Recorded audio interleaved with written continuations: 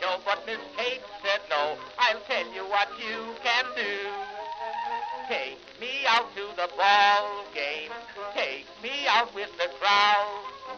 Buy me some peanuts and cracker jack.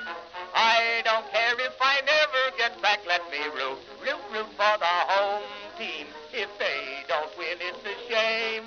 For it's 1, 2, 3 strikes, you're out at the old ball game.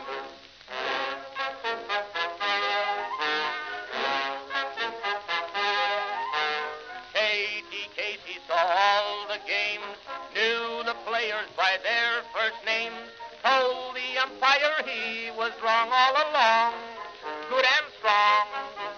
When the score was just 2-2, Katie Casey knew what to do. Just to cheer up the boys she knew, she made the gang sing this song. Take me out to the ball game, take me out with the crowd. Buy me some peanuts and cracker jack.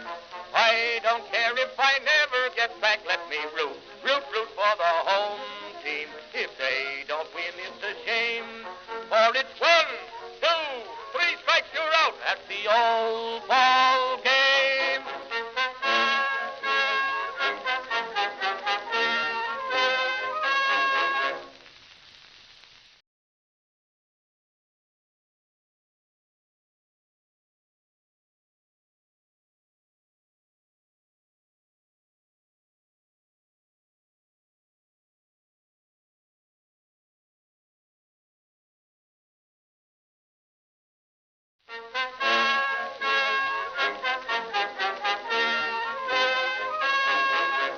Katie Casey was baseball mad, had the fever and had it bad, just to root for the hometown crew every Sue.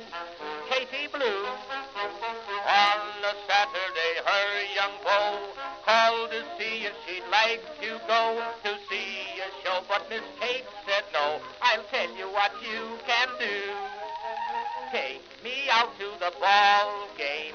Take me out with the crowd. Buy me some peanuts and cracker jack.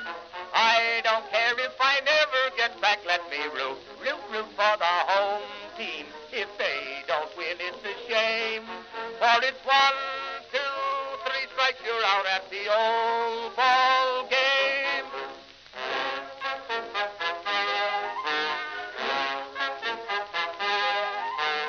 Katie Casey saw all the games, knew the players by their first names, told the umpire he was wrong all along, good and strong. When the score was just 2-2, Katie Casey knew what to do. Just to cheer up the boys she knew, she made the gang sing this song. Take me out to the ball game, take me out with the crowd. Buy me some peanuts and cracker jack. I don't care if I never get back. Let me root for the home team. If they don't win, it's a shame. For it's 1, 2, 3 strikes, you're out at the old ball game.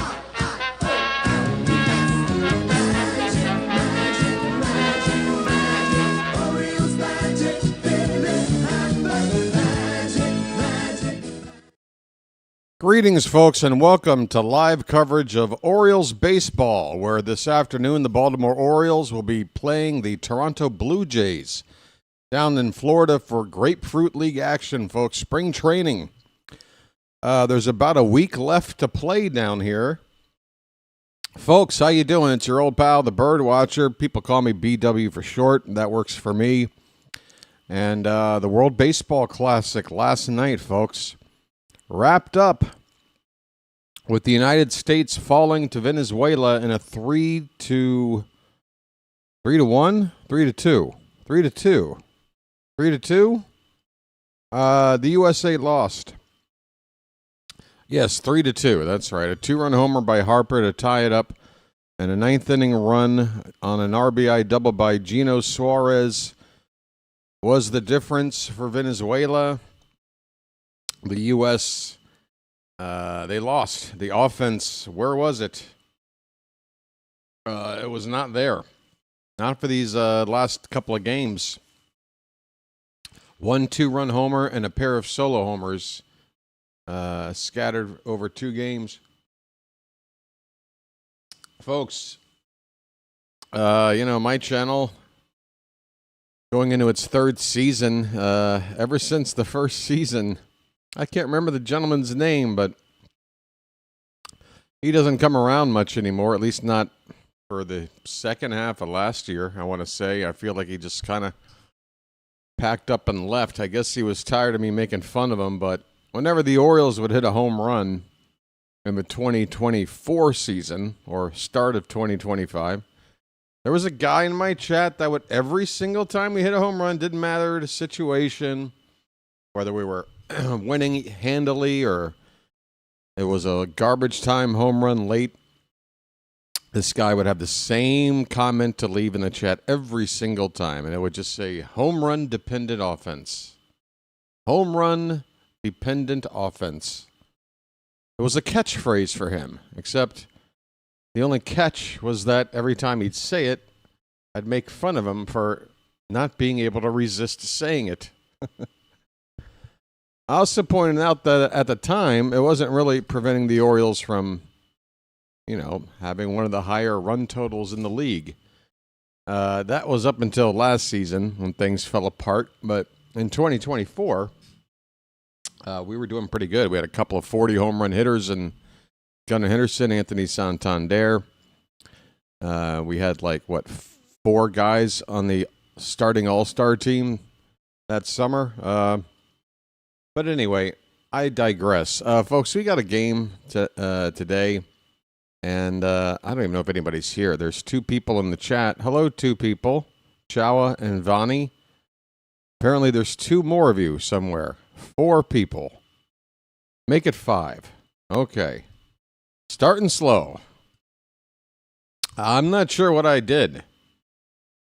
From a few nights ago where we were averaging 5,000-6,000 viewers per stream for the World Baseball Classic in the final last night. I know there was a lot of competition out there on YouTube, a lot of people calling that game, but a lot of people were calling the semifinal and other games that I called. And I was putting up about 5,000-6,000 views per game.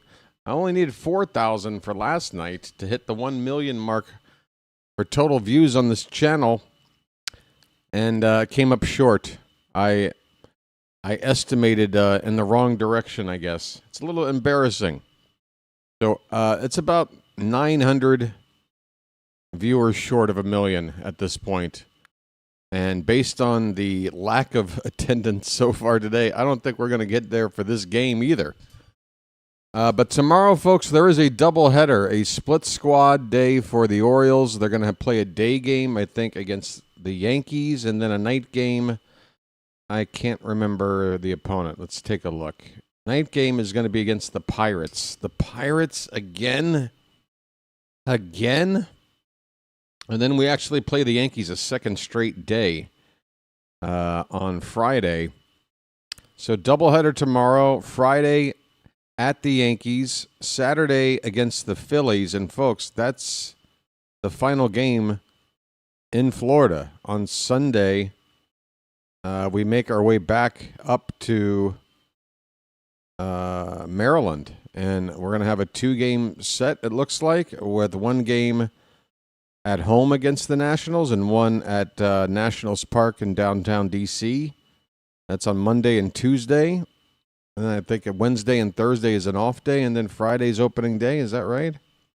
Or is it Thursday and then Friday off day, Saturday, Sunday? Let me bring this up real quick. Folks, I mean, the season is here. It's here. World Baseball Classic's over. It's kind of like when the Super Bowl's over. And as soon as that's over, by the next week, you got spring training. Well, now that the World Baseball Classic's over, we are that much closer to opening day here, folks. What am I looking up? Why did I just type in 2026? You need more information than that. Orioles schedule. Go. Hello, Chawa and Vani. Is there anybody else here? This is the deadest chat has ever been. I might just, I don't know. Again, this isn't the best time to feel demoralized. It was kind of demoralizing last night between the loss and not hitting the milestone I thought I was after kind of telling everybody it would happen. That was embarrassing. I'll never make that mistake again. I mean, I'll never hit a milestone of 1 million anything again either, but I'll never make that mistake again. Let's see if I can get this ball game up, folks. Uh-oh. What's that about? Uh-oh.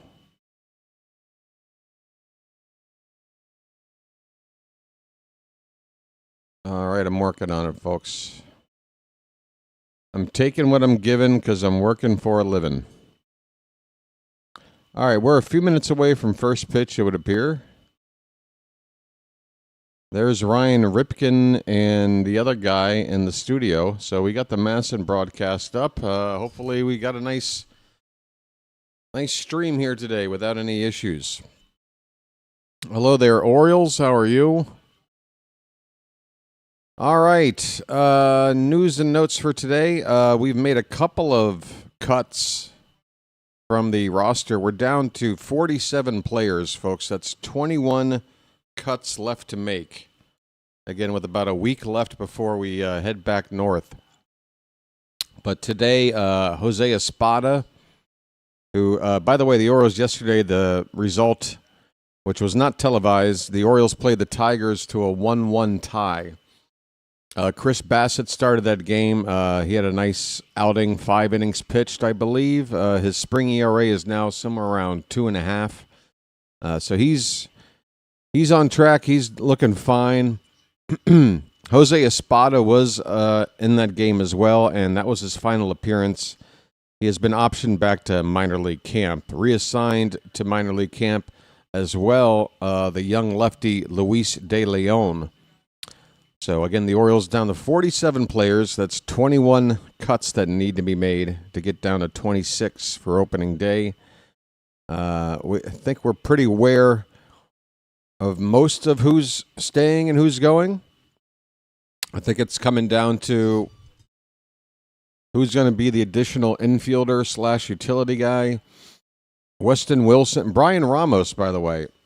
I'm not sure what else he plays besides third base, but if he does have the versatility, he's making a case late.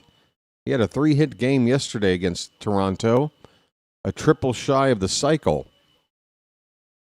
But you got Weston Wilson in the mix, and of course Kobe Mayo looks like the front runner to take the everyday third baseman job, but I think the Orioles want to have a backup plan in place in case things go poorly for Mayo. But I think Weston Wilson, if we're able to hold on to him, would be the guy, I think, first to get called up if there were any problems on the infield, whether it be injury or performance issues.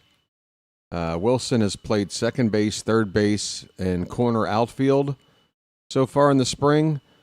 He hasn't had a ton of reps at all 3 of those positions for me to make any sort of judgment about how competent of a defender he is at those positions, but the fact of the matter is the Orioles were comfortable enough to play him in those 3 different spots, and that's good versatility. He's also been swinging a pretty good bat this spring, so Weston Wilson for me, he doesn't make the team. I think he's kind of the 27th guy in terms of an additional position player.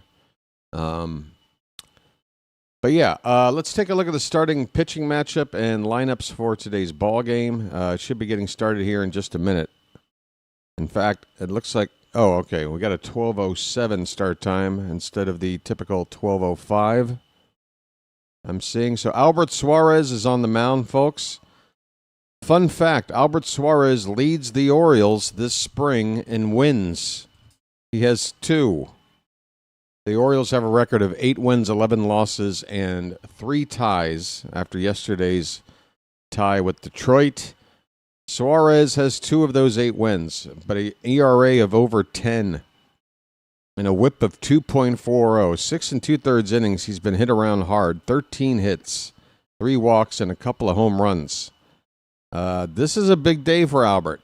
If he has another poor showing here, I don't see how the Orioles can make a space for him in this bullpen.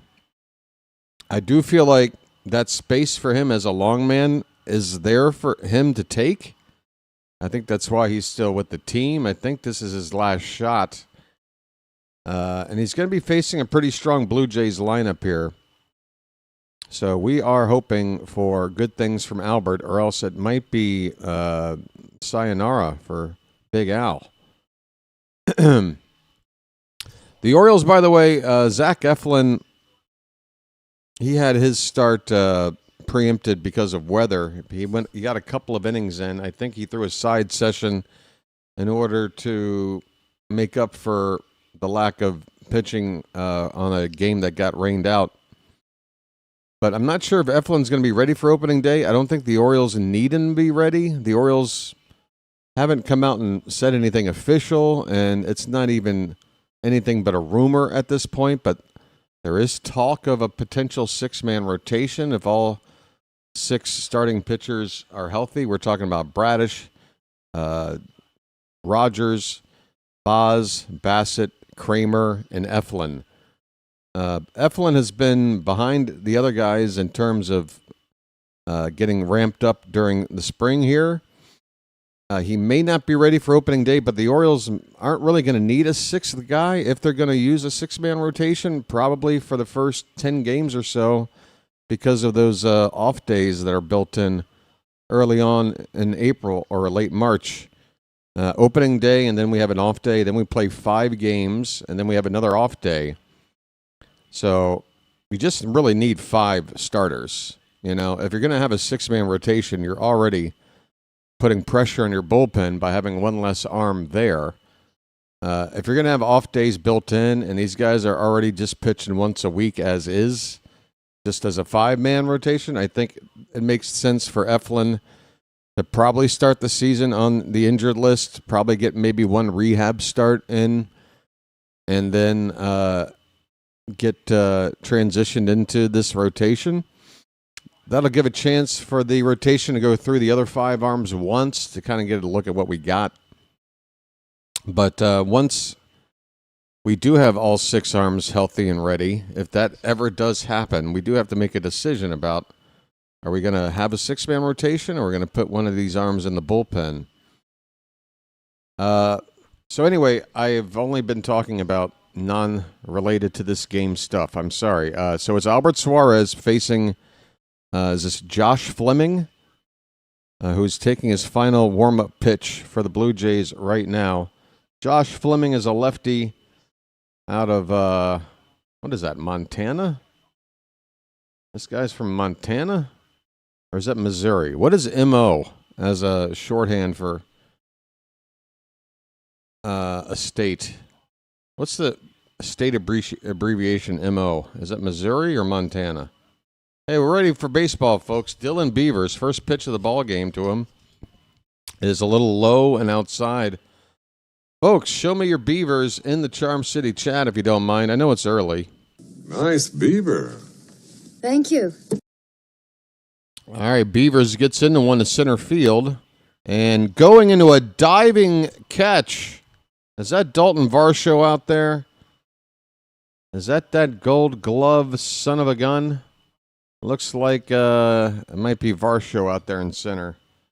And it is. Dalton Varsho making a Gold Glove caliber catch to begin the ball game. A full-on dive to rob Dylan Beavers of at least a single. And that's how this game gets started. Here's Adley Rutschman.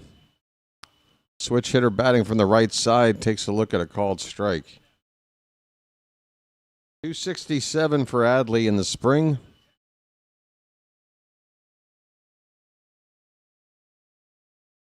Pitch inside. 1-1 the count.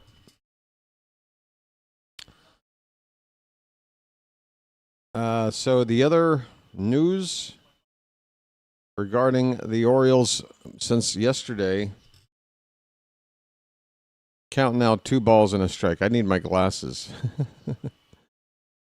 Oh, well, today, Dietrich Enns is going to pitch. Yermil Geraldo is going to pitch as well. Called strike 2 to Rutschman on the outside half of the plate. It's 2-2 on the Oriole catcher. Let the clutch out gently, okay? Okay. Hey, JJ, how are you, man?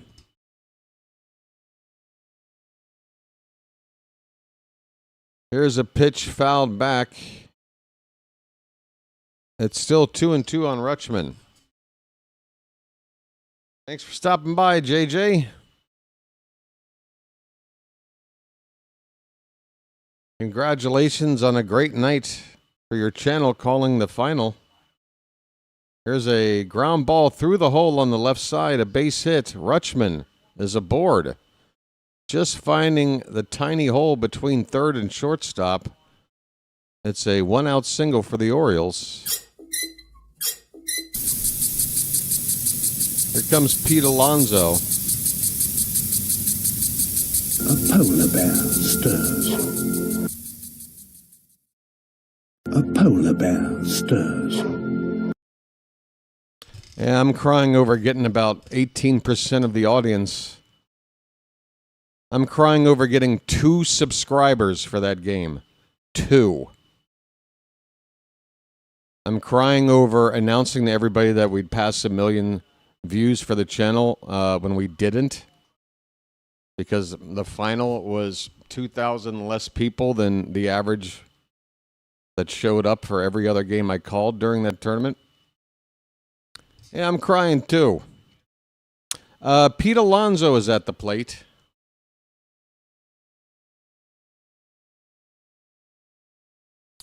One pitch is low and away to the polar bear. A polar bear stirs. I'm ready for this frickin' season to get started. Right. Fleming's 2-1 pitch is up and away. 3-1 on Pete. First bugle of the day.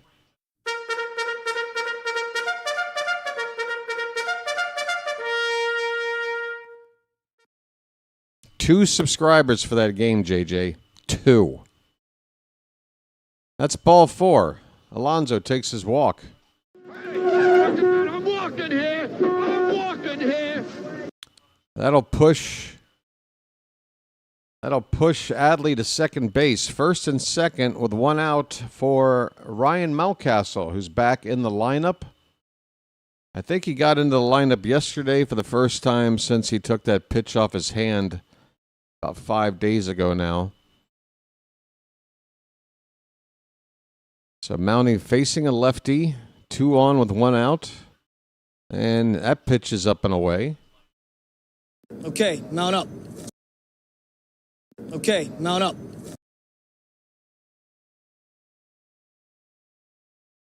So MO is Missouri. Okay, thank you. I had to think it wasn't Montana. Montana's what, MT? Because normally when I see a player's name and a state abbreviation, I think to myself, how many players have there been from Montana? Not many. I should have figured it wasn't Montana. MO for Missouri. Okay. Ryan Mountcastle. He's ahead of the count here. 2 balls and no strikes. Mountie. Let's see if he takes all the way. He does, and it's a called strike.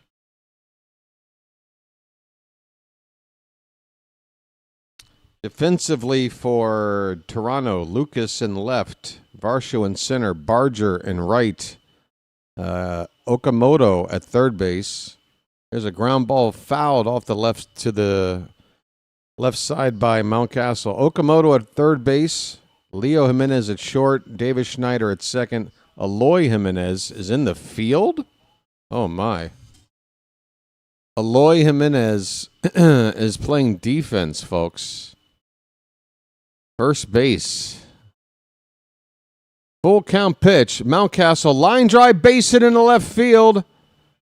Are they going to send the runner? They will. Rutschman will score standing. The throw is offline. The Orioles, 3 straight batters have reached and have taken a 1-0 lead here in the top of the first, folks. RBI knock by Mountie.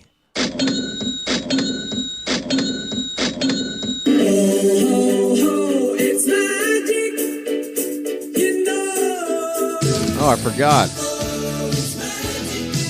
This game started how long ago? And I forgot to go back and adjust the scoreboard on the screen here. I can tell everybody else is really worried about that.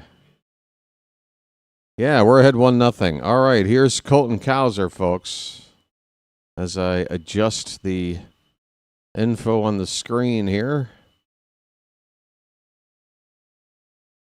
There we go.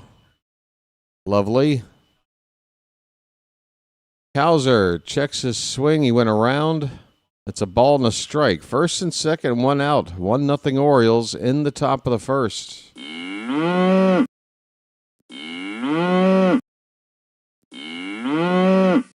Already activity in the Blue Jay bullpen. A righty by the name of Connor Larkin is throwing.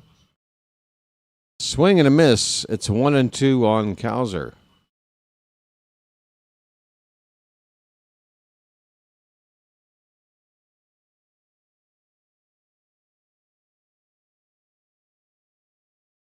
Alonso's at second base. Here's a foul ball. Mountcastle's at first. Still a ball and 2 strikes on Cowser. Cowser's had a decent average in the spring, but still prone to striking out when he's not making when he's not getting hits. And he strikes out here. First strikeout for Fleming, second out of the ball game. That pitch inside on Cowser.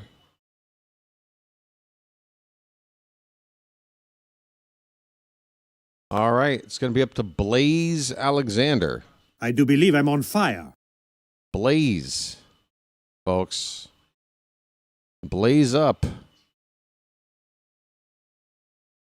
Alexander's playing center field today, and he pops it up.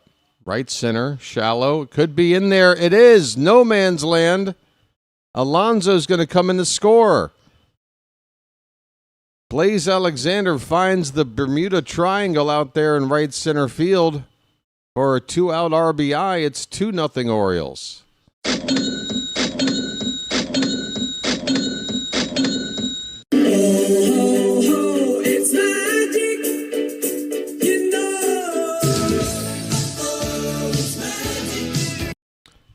And now we get the obligatory shot by the cameraman of the flags at the ballpark, and they are whipping.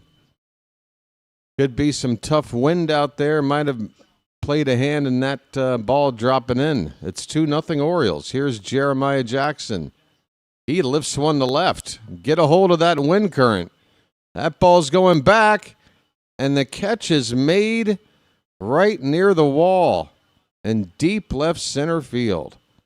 Jeremiah just missed it.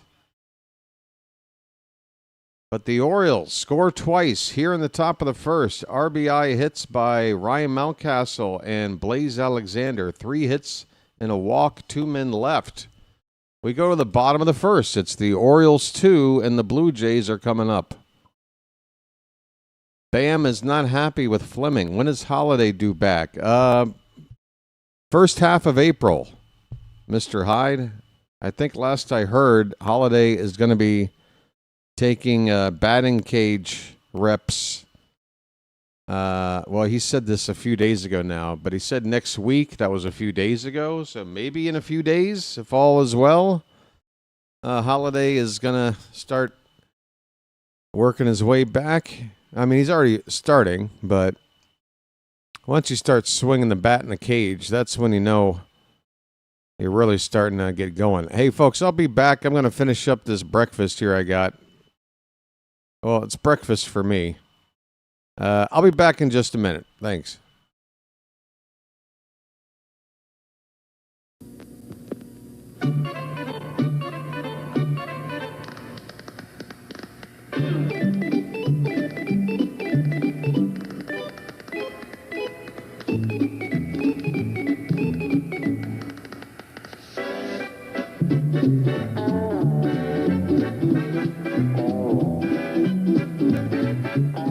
He met a strange friend in the Chesapeake Bay when... Bacon! Bacon! Where's the bacon? I smell bacon! Bacon! Bacon! Gotta be bacon! Only one thing smells like bacon! That's bacon! Bacon, bacon, bacon, bacon! There! From that bag! What's it say? I can't read! Please, please, get me what's in the bag! Chewy, yummy, smoky bacon! There you go. Oh boy, oh boy, oh boy! No, no, no, no, no, no! It's bacon! No, it's Bacon Strips, brand dog snack from Purina. Bacon Strips. Dogs don't know it's not bacon. It's bacon! All right, 0-1 the count on George Springer leading it off for the Blue Jays. Albert Suarez, next pitch is fouled away. No balls, 2 strikes. Blue Jay lineup has Springer playing at the DH spot leading off. Varsho will bat next. He's in center field. Alejandro Kirk back playing from Team Mexico. Doing the catching, batting third. Addison Barger, the cleanup hitter in right field. Pitch low and away, 1 ball, 2 strikes on Springer. Kazuma Okamoto, one of the Japanese international signings of this past winter, is at third base hitting 5th. As Springer might have just gotten hit by that pitch. Did he get hit or did he foul that off of himself? It looks like he might have fouled it off himself because he's not going to first. Yep, foul ball off the foot. Nathan Lucas is in left field hitting 6th. Davis Schneider batting 7th at second base. Eloy Jimenez hitting 8th at first base. And Leo Jimenez, the shortstop, batting 9th. 1-2 on the leadoff hitter, Springer. Swing and a miss. Albert with the fastball, top of the zone at 92. Sit down.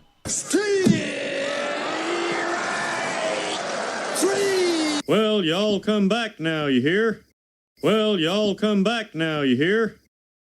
All right, folks, again, if you're a fan of Albert Suarez, you're really going to want to see him look good today. He has not looked very sharp in the spring, and I have a feeling that he needs to do well today in order to have a shot at making this team.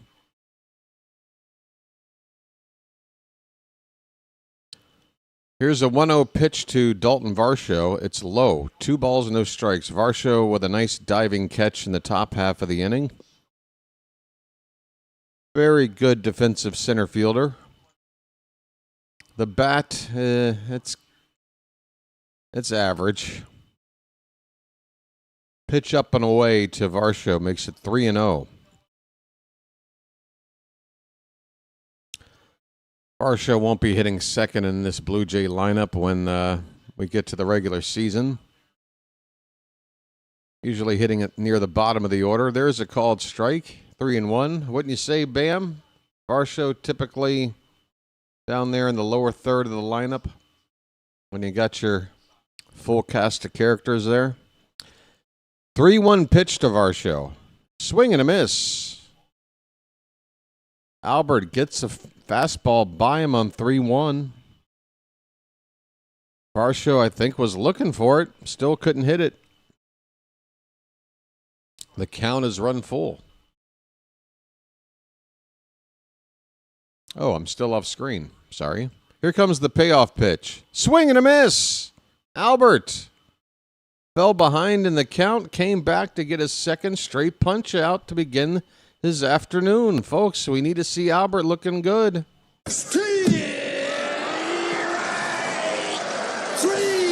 Well, y'all come back now, you hear? Yeah, Albert Suarez has fans. Me. Well, y'all come back now, you hear? There's one. It's one more than I have. All right, here's Alejandro Kirk. First pitch to him is ball 1.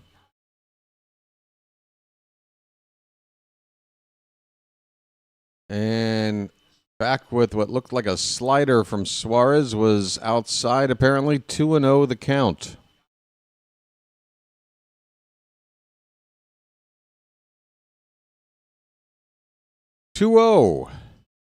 That swung on and missed. Another fastball count. Suarez throws the fastball. It's middle of the plate, and Toronto can't touch it. What is to explain for these results? The count is 2 balls and a strike. A pitch. That is hit off to the right, slicing into the stands, foul. 2-2 on Kirk.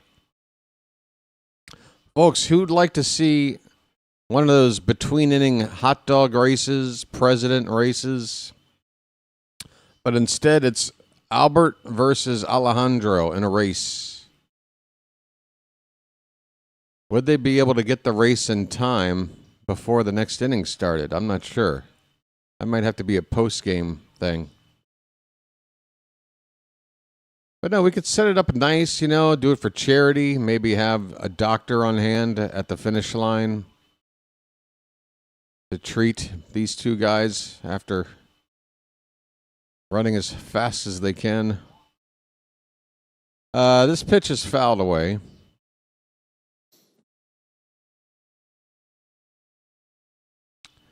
Two out in the inning, nobody on base. It's a 2-2 count on Alejandro Kirk here in the bottom of the first. The pitch.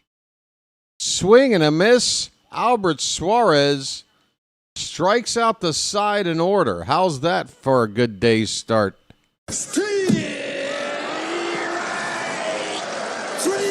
Well, y'all come back now, you hear? These Blue Jay fans in Florida are going, what the hell's this?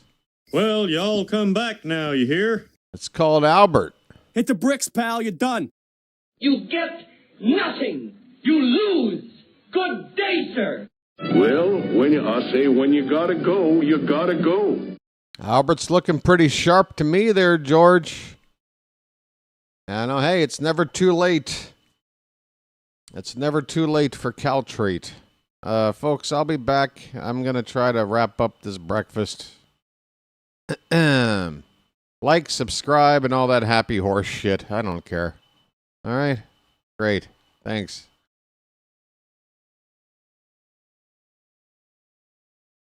Boy, Harry, you're full of energy. You look great. I hate to tell you how I feel. I swear. I've had that bad back myself. Also, with this cold, it just seems like it's settled in there. That's age, friend. I don't care what it is. It feels awful. You smell like a drugstore. That's right. I am a drugstore. You're not a hypochondriac, are you? What does that mean? Oversexed? I'm starting to adjust. I've gotten really into running 10Ks. I garden now, and I even bought season tickets for the Orioles, since that's what guys who can't satisfy women do. What? What? Nothing gonna break my style. Nothing gonna break my style.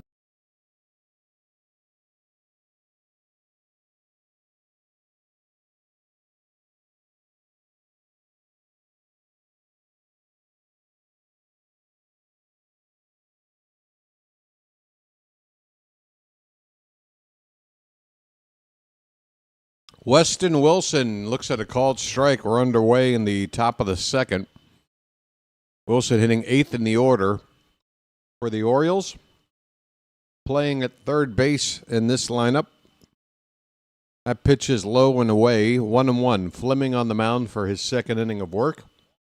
He gave up a couple of runs in the first on 3 hits and a walk. Swing and a miss. 1-2 on Weston Wilson.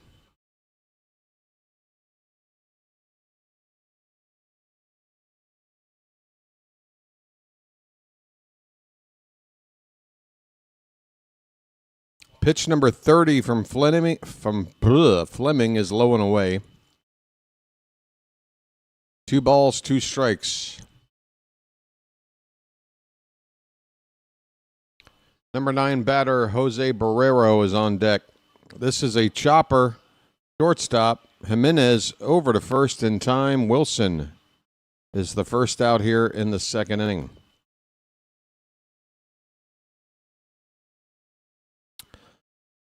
Rotation for the Blue Jays. It looks like Kevin Gausman, Dylan Cease, Trey Savage, Max Scherzer, Cody Ponce. They've also got Eric Lauer.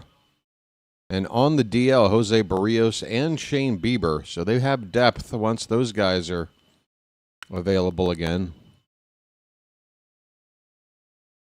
Here's Barrero swinging a miss. First pitch he gets. A lot of at-bats for Barrero. He's only hitting 103. I'm wondering how much the Orioles are looking into this guy.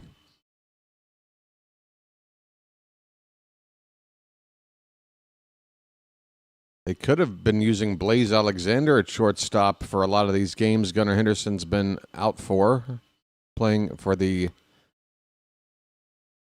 World Baseball Classic. Gunnar should be back, I would assume, available tomorrow for one of the two split squad games. Remember, he's already in Florida, in Miami. It's not a hard commute to get back to Bradenton. Swing and a miss, and Barrero strikes out. Second out here in the top of the second. Back to the top of the order for Dylan Beavers. He was robbed by a diving catch out in center field made by Dalton Varsho to begin the ball game. Beavers in a bit of a competition for a spot. I think he has the pole position at the moment. Heston Kjerstad yesterday continued his struggles in recent days. Another offer for Kjerstad. Currently, I believe Beavers' average is slightly ahead of Kjerstad. 1-1 the count here. Make it 2-1. That pitch a little high, and I think Blue Jays are going to challenge and say it's a strike. Alejandro Kirk calling for a challenge here. And he made a nice call. This ball is mostly out of the zone, but about a third of it is touching the top outside corner. Make that top inside corner, I guess, to the left-handed batter. So that is a 1-2 count. And on 1-2, Fleming's pitch is low. 2-2 on Beavers, folks. I don't see any Beavers in the chat. I guess I'm just going to slack like the rest of you guys are today. Nice beaver. Thank you. Left center field by Beavers, and another, this time, sliding catch made out there in left field by Nathan Lucas. Dylan Beavers robbed twice. And we're only in the second inning. Beavers 0 for 2 on a couple of line drives to the outfield. First catch was a lot nicer. This one still above average play. Beavers 0 for 2, a couple of lineouts. On to the bottom of the second inning.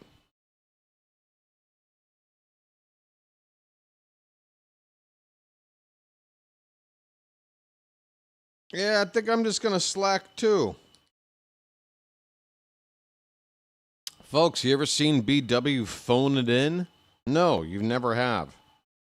You want to get a taste of what it would be like if I just phoned it in for one of these games? Maybe it'll get folks to appreciate what they normally get out of me.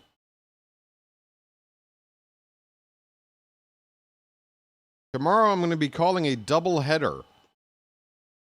A spring training doubleheader that for me will begin at midnight and end about 8 o'clock in the morning. That's what I'm doing.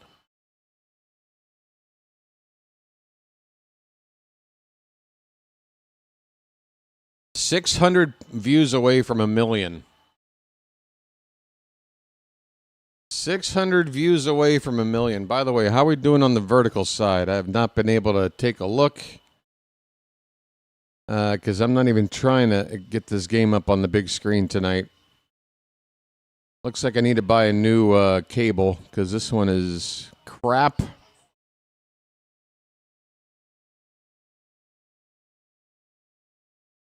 BW, why are you small on my screen? Mr. Hyde, you're watching on the vertical side. There's two options to watch.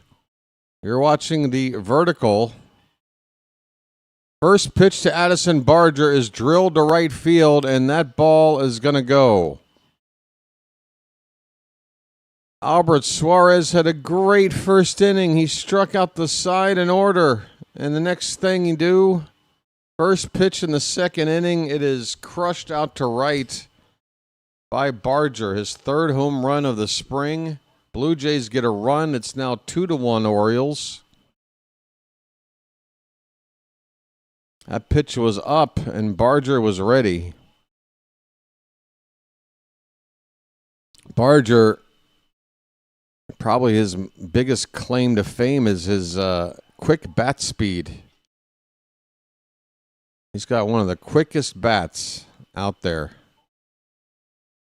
So if you want to sneak a high fastball by him, you better know there's a bit of a risk versus the average hitter. Here is Kazuma Okamoto. He's got a count of 1-1.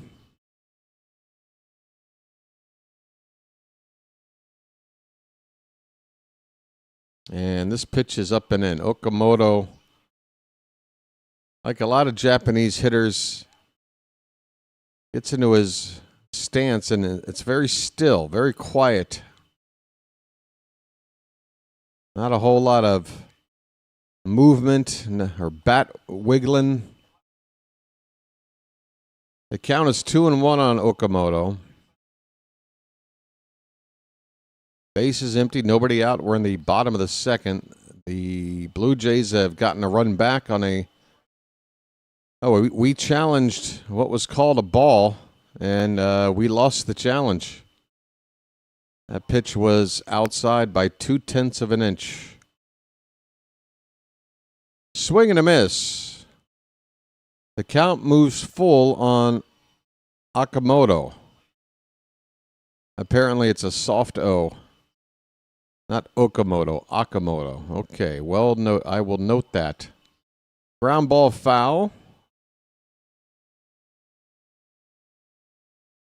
Still 3-2 on Okamoto.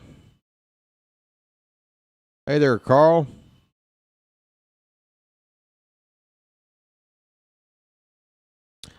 Payoff pitch. Off the plate outside for ball 4. Suarez. Oh, you don't want to see this.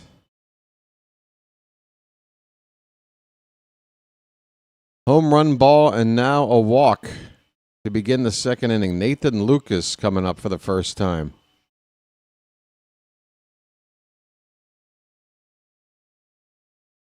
Lucas is hitting .296 in the spring. And he looks at a called strike. It was a nice storyline for this guy last season. Been in the minors for quite some time. Finally got an opportunity to play some for the Blue Jays and got to the point where they couldn't take him out of the lineup. And I would assume with Anthony Santander down for a while, Lucas is probably going to get a chance to play a lot again here this season. The count is a ball and a strike. This one's hit toward left field. Gonna hang up there and be handled out there by... Who's out there? Cowser's in left today. Folks, Blaze Alexander is playing center field on purpose. Cowser would normally, if in the lineup, be playing in that spot.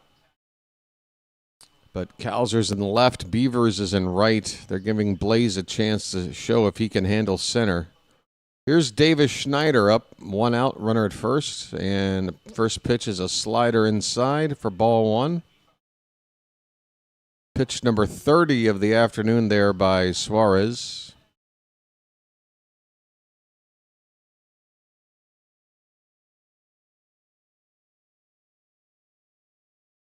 The 1-0.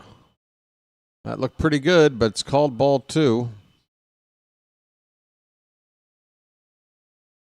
Tony's down with a long-term injury, George. I can't remember what injury, but he's going to be out for a significant amount of time. Had he been healthy, I think you would have seen him on the roster for Team Venezuela. He didn't have a great season in his first year with the Blue Jays, so maybe he wouldn't have started for Team Venezuela, but I think he certainly would have made the roster. You could do a lot worse than a major leaguer who gives you a power-hitting, switch-hitting bat, 40-plus homers when he's good. It's 3-1 on Davis Schneider. The pitch, fouled back, full count.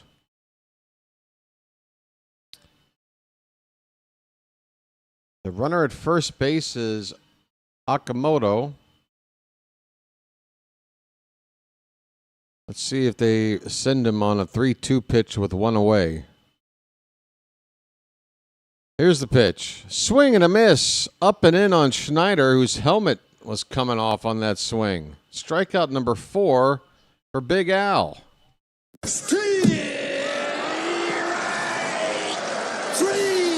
Well, y'all come back now, you hear? Eloy Jimenez. Pretty good spring here with Toronto, trying to make the team, hitting .297, a couple of home runs. And first pitch goes Suarez's way. He hits the corner on the outside of the knees. Strike 1. We've seen Eloy earlier this spring. We've played the Blue Jays at least once before. And he fouls off the 0-1. It's no balls, 2 strikes. Eloy Jimenez has the distinction of being one of only 2 Oriole players that I have basically written off as that player was still with the team. I was very unhappy with this acquisition a couple of trade deadlines ago.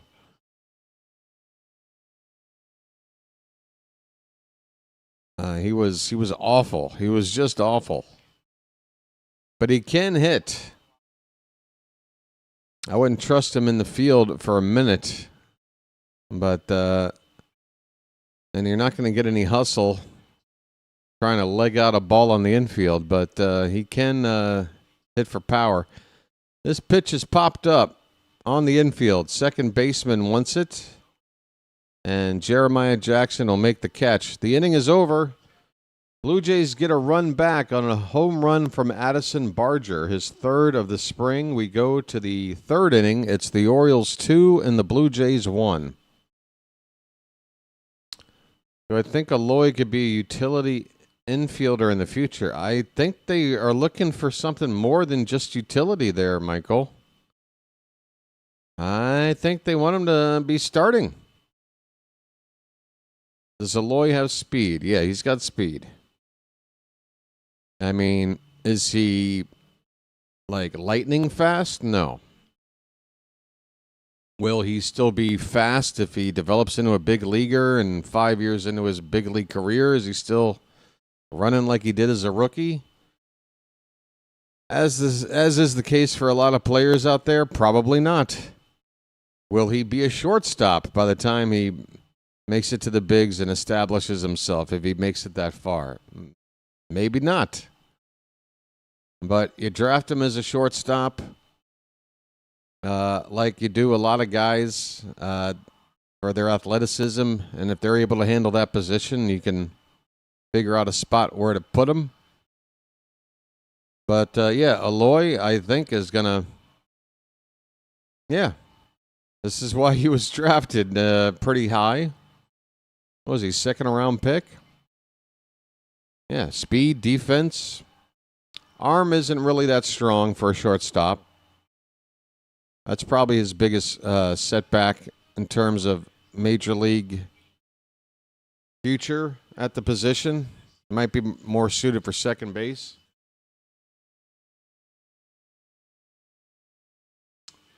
But, yeah, there's a lot to like about Vahiva Aloy. Albert needs to show he can handle long relief and bullpen help, or his bluff, or what is it? Or his butt might end up at AAA and start the season. Yeah, I've been saying it since the start of the stream today. This is a big game for Albert. He has not looked good in the spring.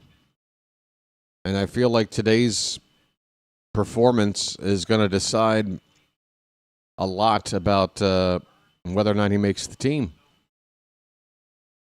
I do think that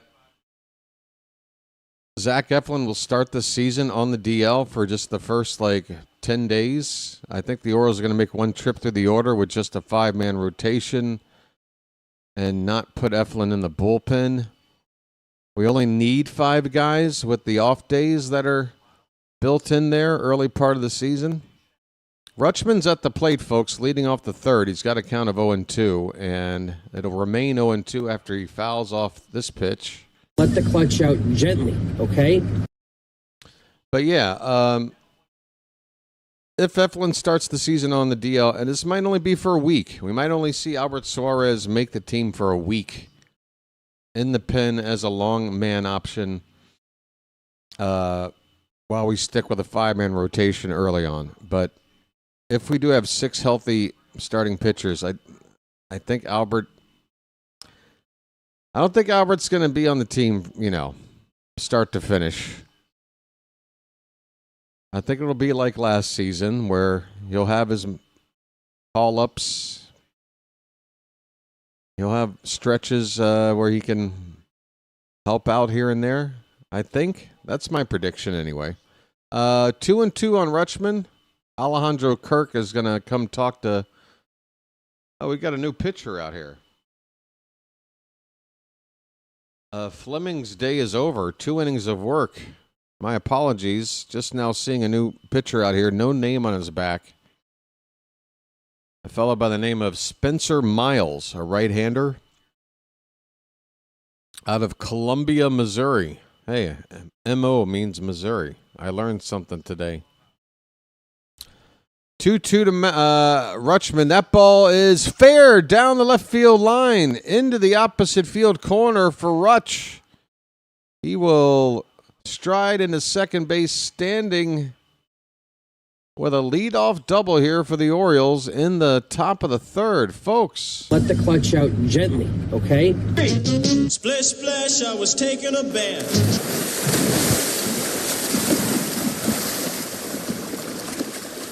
I love it. I love a nice opposite field extra base hit to lead off an inning. I love it. Pete Alonso, folks. First pitch, low and away for ball 1. Folks, last time I called a home run or an extra base hit to drive in a run, it was Dylan Beavers, and I called it. A polar bear stirs. I'm calling it again. Alonso's going to drive in this run right now. The 1-0 pitch. Outside, 2-0. A polar bear stirs. Folks, you don't believe me? Just stay tuned.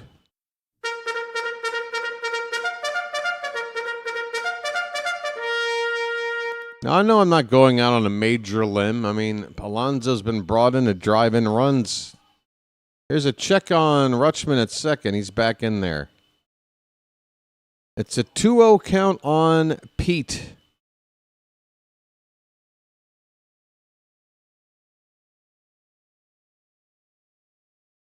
Adley looks in better shape than last season, I got to tell you.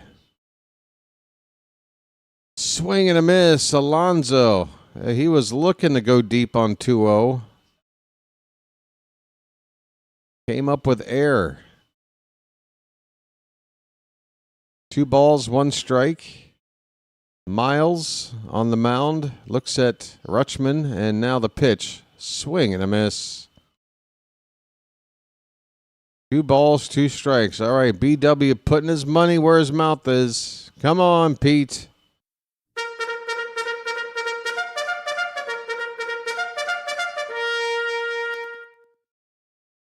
Come on, crank one out of here, buddy.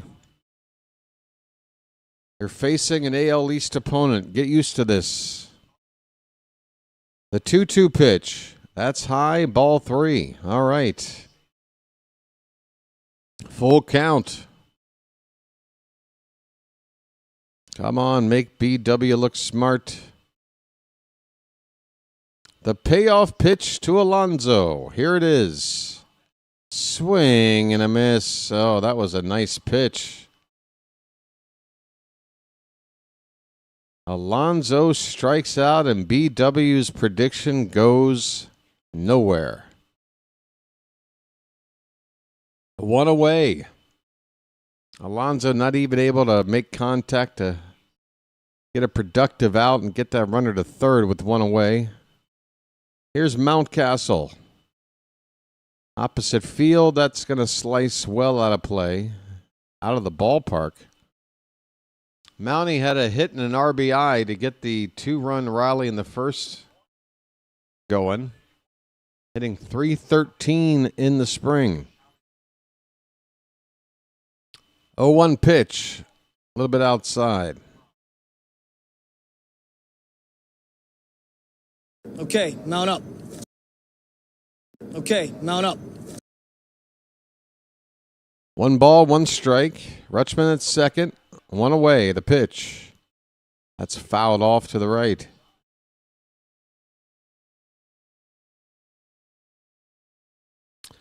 Probably won't hit $1 million today, Michael. I think I was about 800 short, and these afternoon weekday Oriole games in the spring, there's only been a couple that have broken 1,000, and that was early on when everybody was excited.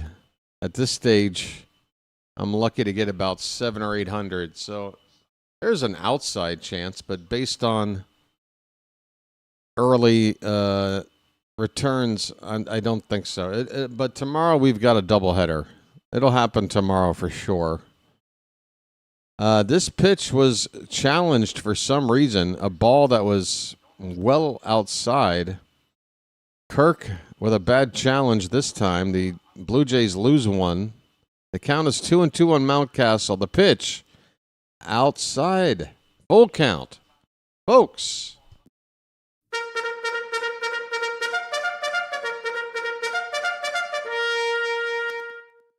Full count on Mountie. 1 out. The payoff pitch is fouled straight back.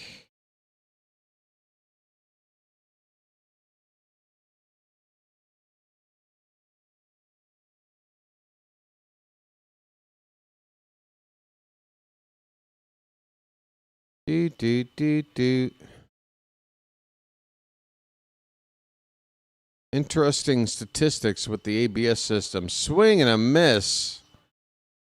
Back-to-back strikeouts from Miles. Mountie goes down. 2 down in the inning.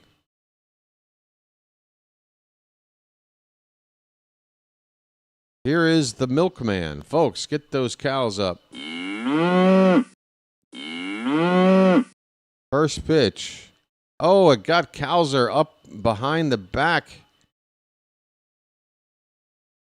Up near the shoulder blade on the back, upper right side of the back of Colton Cowser.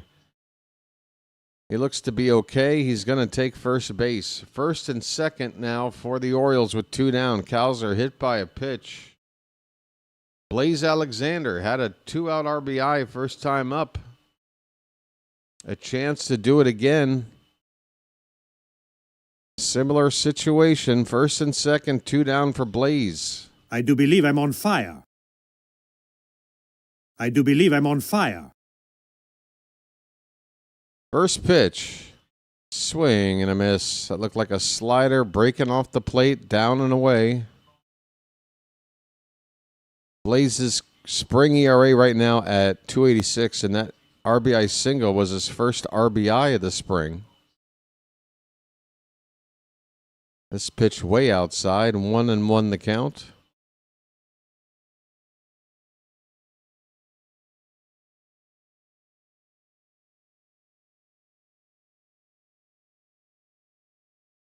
2-1 Orioles. We're in the top of the third. First and second, 2 down. The 1-1 pitch to Blaze is hit on the ground softly. Third base, Okamoto over to first.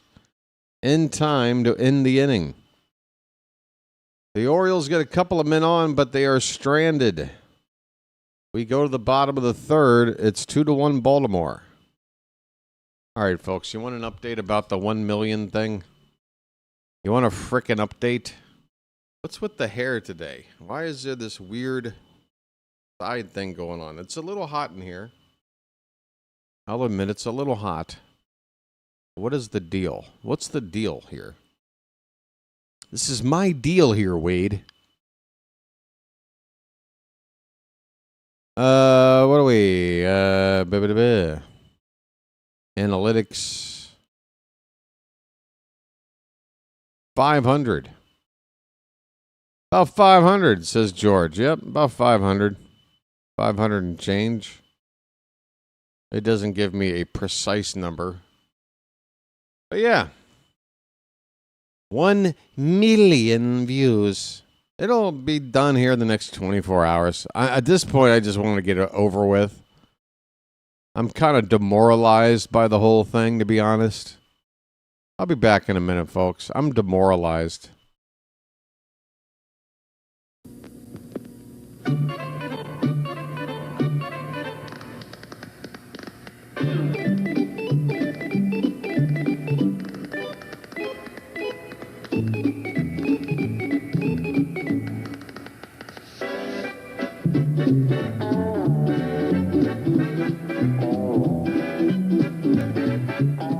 He met a strange friend in the Chesapeake Bay when Monday the Monster...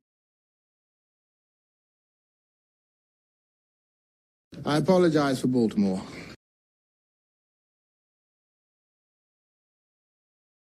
Sorry, Charm City chat. Sorry. I apologize for Baltimore. You never heard of Baltimore style? This being Baltimore and all. Baltimore, you are seeing history being made today.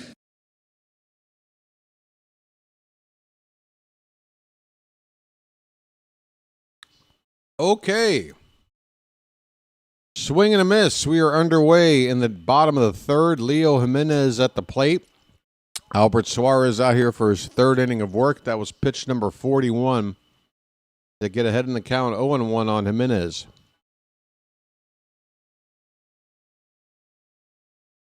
Here's a tapper foul. Make it 0-2. After Jimenez, it's the top of the order. Springer and Varsho for Toronto.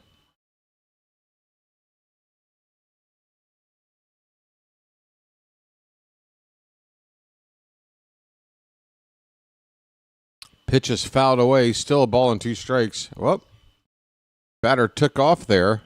That ball almost, maybe help from the wind, almost came back onto the field of play.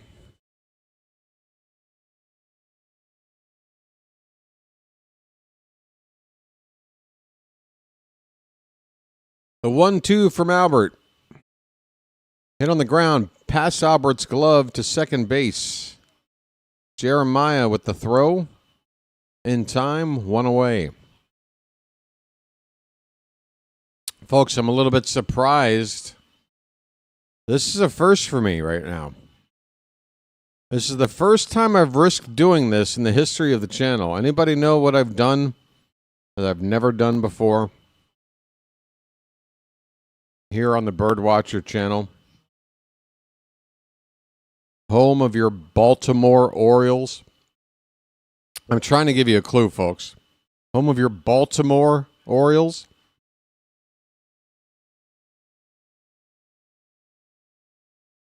I'm honestly kind of happy that nobody's giving me any static about this. I was wondering, can I wear this shirt without upsetting Baltimore sports fans? I've got on a Washington Redskins jersey. I got my Joe Theismann jersey on. I've had this jersey. Well, I haven't had it, but somebody in my family's had it now for going on 40 years. This is an old raggedy jersey.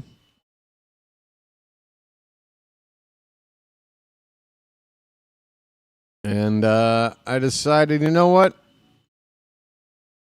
I'm gonna wear it today. If I'm ever gonna wear it, I'll pick today.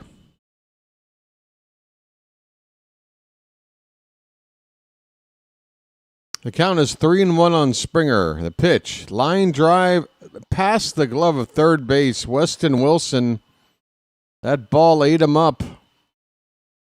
And Springer is going to get to second base. Let's see how they score this. That ball hit awfully hard, but Wilson's got to at least keep it from getting past him.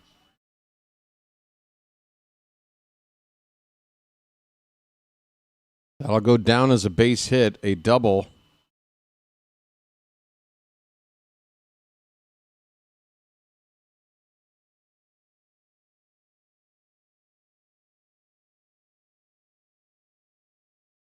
So the veteran Springer on at second base with a one-out double. Here's Dalton Varsho. And he goes after the first pitch and lines it foul down the right field line just a little bit early there. He almost had extra bases. He should have at least stopped it, Bam. He should have at least kept it on the infield and kept Springer to at most a single on the infield. But yeah, he should have made the play. It should be an error, but I feel like errors aren't given out like they used to be.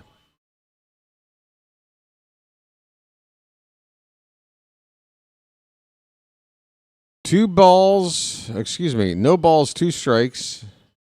Popped up, center field.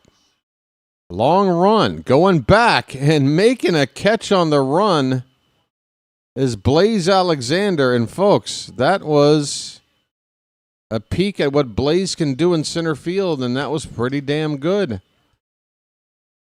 That was not the easiest route. I'd say Blaze had to go a good 40 yards here or so. Makes a pretty good catch out there in center field. Here it is, the NCAA told us we got a lot of trouble with the... Here's a ground ball to short. Barrero to first in time, and that runner at third is stranded. All right, Suarez works around a doubled by Springer. Weston Wilson gets bailed out after letting that ball get past him. Nice catch in center field by Blaze. And then Albert gets the third out here. We go to the fourth inning. The Orioles lead it 2-1. Folks, be right back. Like, subscribe, and all that happy horse shit. All right? Great.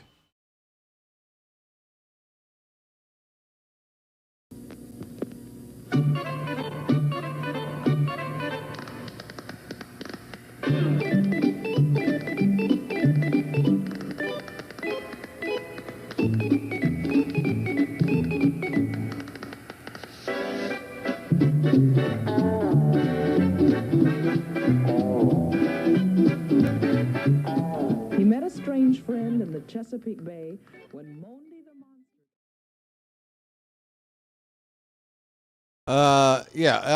It's just a guess right now. I mean, if the season were to start tomorrow, again, I don't think Zach Eflin is ready. I think Tyler Wells at this stage, especially with Andrew Kittredge not ready, and Kittredge was probably looked at as our highest leverage right-hander late in games to set up the closer. I think Tyler Wells is our best right-handed option in late innings right now. I know Wells is capable of going more than one inning at a time, but he's pretty much been held to one inning at a time this spring, and it looks like he's being used more and more in situations that are trying to simulate setup situations, sort of reverse order from what you would see in a regular season game where the starter comes out and then they go immediately to Helsley, the closer. And then the next guy to go after that is normally the guy that's going to set up Helsley. And Wells has been doing that. Him and Grant Wolfram, whenever they're scheduled to pitch, they seem to be coming out in those spots. So I think Albert makes sense as a long man, but only to begin the season. I think once Zach Eflin's up to speed, once the Orioles have 6 starting arms to choose from, either it's going to be a 6-man rotation, and you probably just take Albert out of the equation, or one of those 6 arms will go to the bullpen as a long man in place of Albert. But I do think Albert could start the opening day roster, could start the season on the opening day roster. How much will he pitch until he's, optioned back down or released? Could just be a handful of games. But that's what I'm saying. I don't think Albert is going to be, in a position to be on the team from start to finish. I think he's going to be a guy that you use, when you sort of been the deal with Albert. Albert knows the deal. He's never going to just lock in a guaranteed spot on this team. The count is 2-2 on Jeremiah Jackson, folks, leading off the top of the 4th. And he goes after one to right center field. That ball is going to travel. That ball is gone. Bye, birdie. Opposite field power from Jeremiah. Where did that come from? The Orioles lead it 3-1 on his first home run of the spring. Jeremiah was the bullfrog.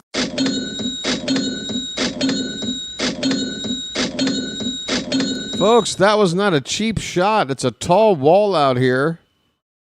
And that was to the power alley opposite field for Jeremiah. Folks, it's 3-1 Orioles. It's magic, you know. On a magic carpet ride. On a magic carpet ride.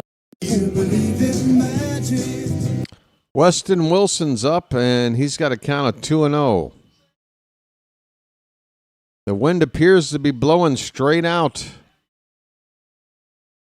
Just get the ball in the air and let... 2-0 pitch, grounded toward third. Okamoto. A strong throw in time.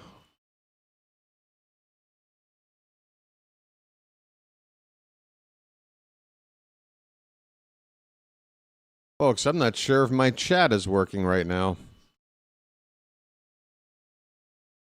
Just another streaming issue.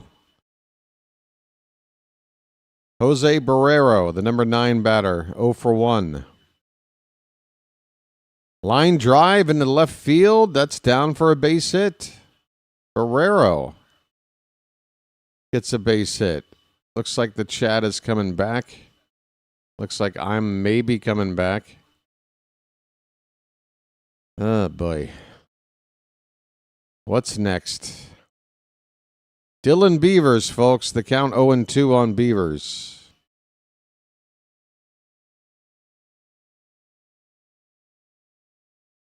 Hello, everybody. 3-1 Orioles. We're in the top of the 4th. Runner at first, 1 down. Pitch to Beavers. Taken, and a pitch clock violation has been charged to the pitcher Miles. So the count will start at 1-0.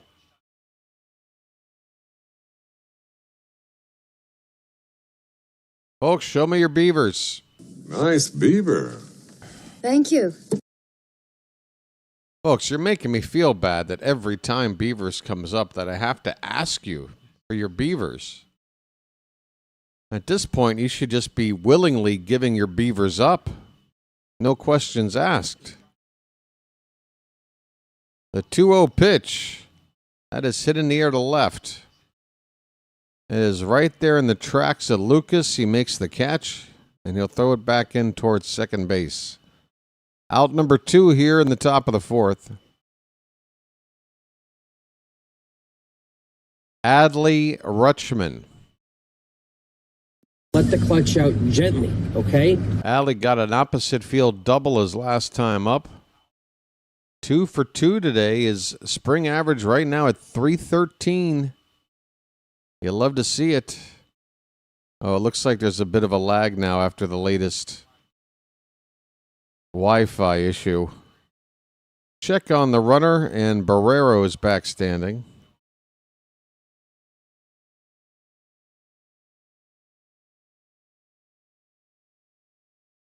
Yeah, folks.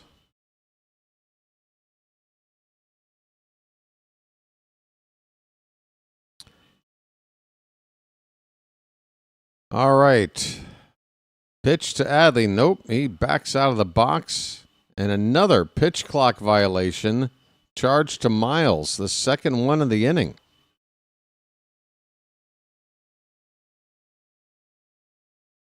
So Rutschman gets a count of 2 balls and 2 strikes. Excuse me, 1 ball, no strikes. 1-0. He's 2 for 2. That's what I'm looking at. That ball's hit to left field. Lucas, battling that wind out there, makes the catch to end the inning. But the Orioles add a run to get the run back they gave up in the bottom of the second with a solo home run to the opposite field by Jeremiah Jackson. That ball went 377 feet to right center. We head to the bottom of the fourth. The Orioles lead at 3-1. They've out-hit Toronto 6-2. All right.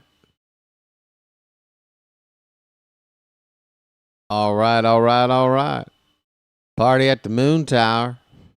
Going to be a full keg. Everybody's going to be there. You ought to go. I'd probably ditch these 2 high school geeks you're with, but that's okay. I do love them high school girls. I get older, they stay the same age. Think about driving down to Houston tomorrow to get me some Aerosmith tickets. All right. You got to do what Randall Pink Floyd wants to do. I'm just living, y'all. Livin. And that pretty much wraps up every line from Matthew McConaughey's character from Dazed and Confused. All right. Bottom of the fourth inning, Addison Barger will lead it off. Middle of the order due up for the Blue Jays, Okamoto and Lucas to follow. What's going on around spring, you ask? The Phillies have a 1-0 lead on Atlanta. That's in the top of the 9th already. When the hell did they start? 10 a.m.? Oh, does that say top of the 5th? I'm sorry. Top of the 5th, excuse me. That 5 looked like a 9. I can't read. Yankees and Red Sox are playing right now. No score. That is halfway through the ball game. Also in the 5th inning, Cardinals lead the Astros 1-0. Everything else is in the Cactus League or later tonight for a night game. First pitch to Barger in the 4th is fouled off. Barger hit the home run off of Albert his first time up.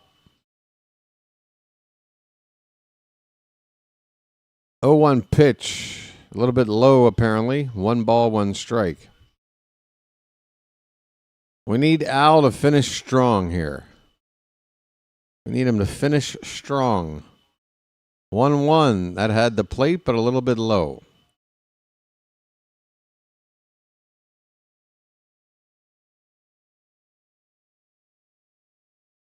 You can be my bodyguard. I can be your long-lost pal. I can call you Eddie. This ball's hit to center field. Blaze Alexander is coming in. He lost his hat, but he made the catch, and he'll get his hat back. One away here.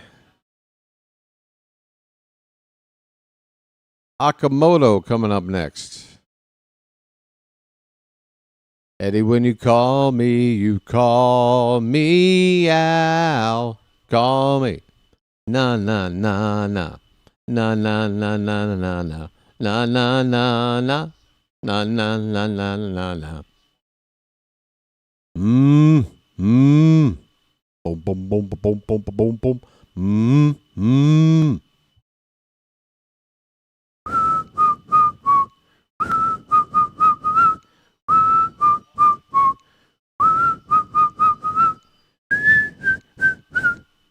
Uh, 2-0 on Okamoto. Check swing. He didn't go. It's 3-0. That pitch a little bit high.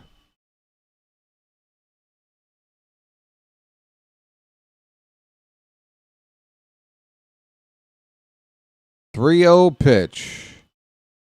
Fastball in there. 92. Strike one. Come on, Al.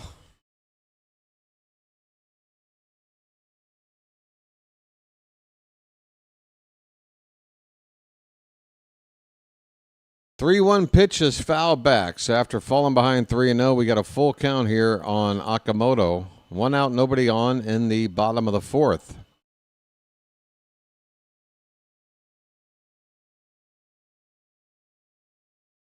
Payoff. Fouled again. Suarez up to 63 pitches now. So he's had to labor a bit. Only one out here in the fourth.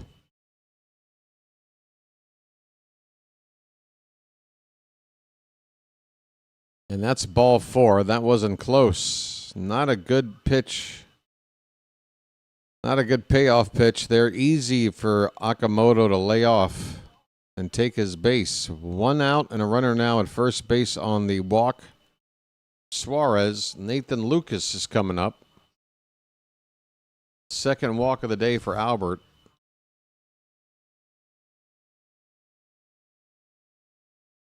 Big Al used to sell mufflers as well. Hey, plus he had to run that diner on Happy Days. Yeah, Big Al. Busy guy. Is Ryan Ripken going to call tomorrow night's game? I have no idea. I don't think that information is available to anyone. There's a line drive in the left center field, a base hit. Kowser is going to fire it into second base. Station to station there. The runner on first only stops at second on this base hit by Nathan Lucas. So Okamoto at second, Lucas at first with one out for Davis Schneider.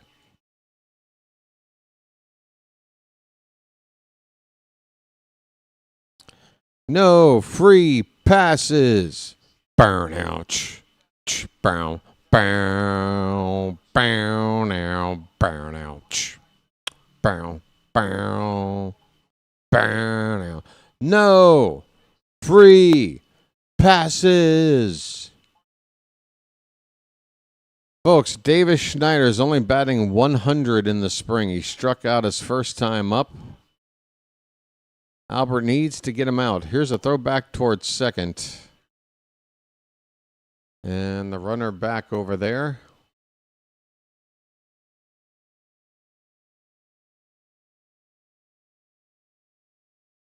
Nobody has a name on their back in their spring uniforms for the Blue Jays, do they?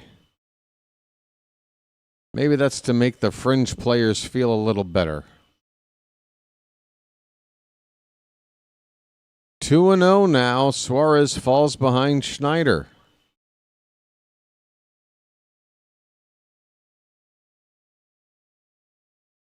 The pitch.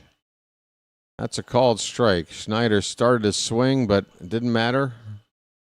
It's in there for strike one.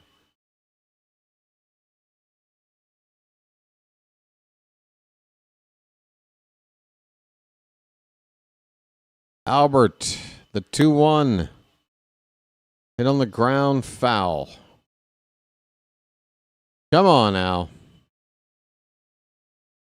70 pitches, man. We're still in the fourth inning with one out.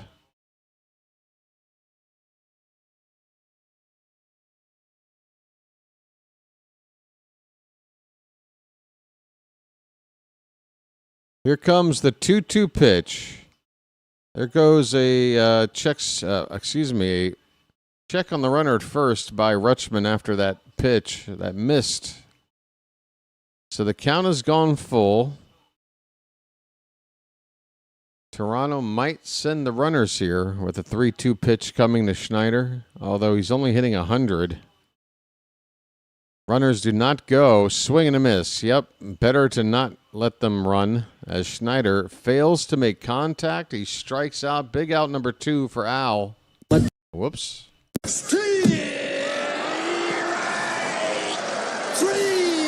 Well, y'all come back now, you hear?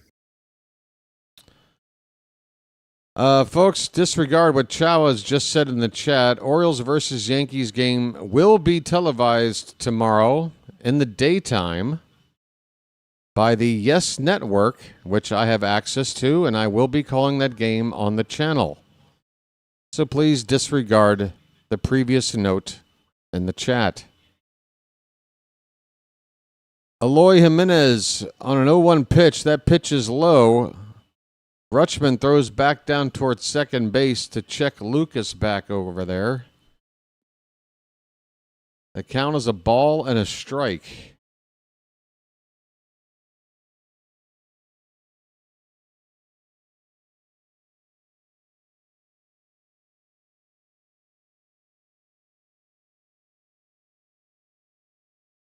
The 1-1 pitch. Hit in the air. That wind could be a problem. Left center field. Blaze Alexander chases it down.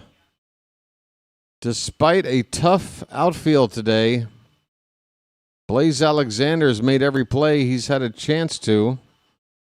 Looks pretty good. The inning is over. The Orioles worked their way out of a couple of base runners there by the Blue Jays. We go now to the 5th inning. It's Orioles 3, Toronto 1.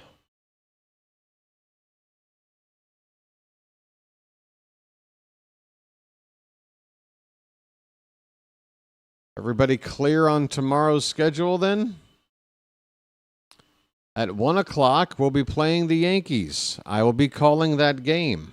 At 6 o'clock, we'll be playing the Pirates. I'll be calling that game. Both games are televised. Maybe not on Masson, but televised. Come on back tomorrow afternoon.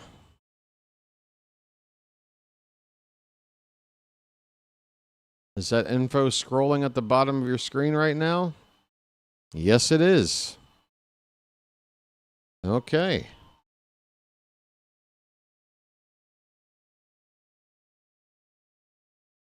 I guess I'm not going to get a, oops, my mistake.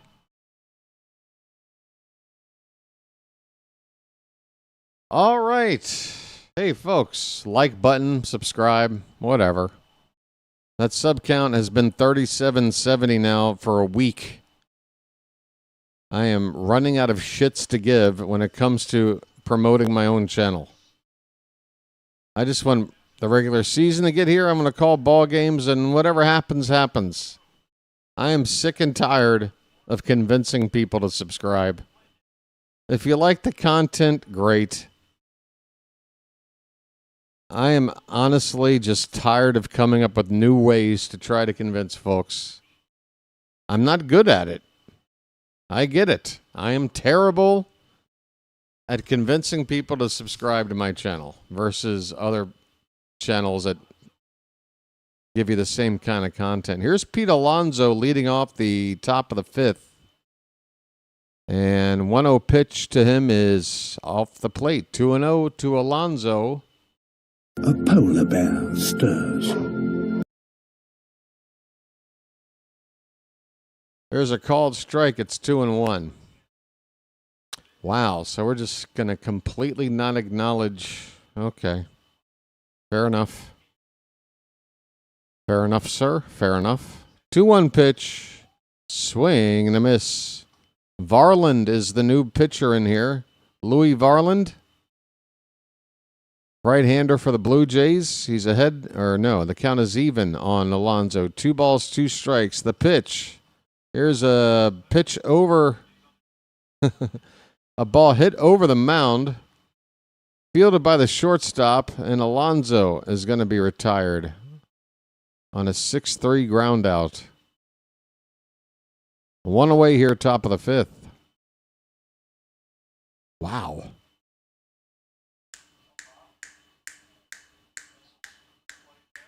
Dad, are you working?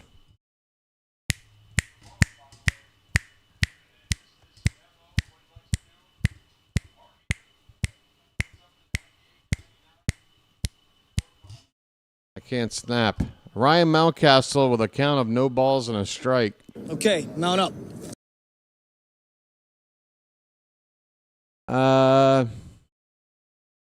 Oh yeah, I don't need my channel to be big.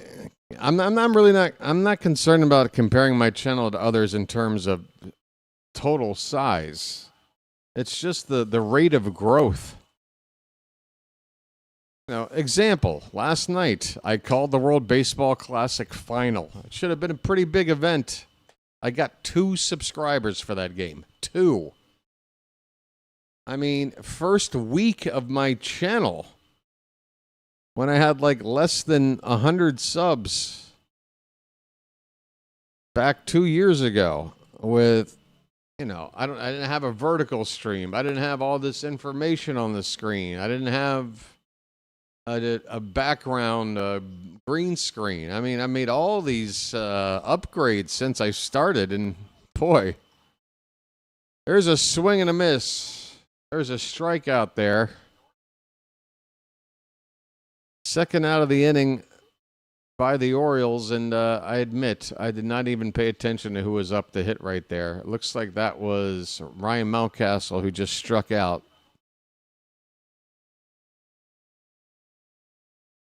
Two down, here is Colton Cowser. First pitch, he looks at a strike.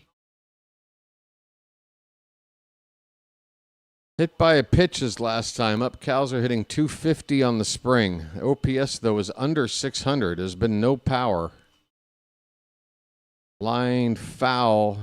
Left side, it's 0-2 on Cowser. Hey, folks.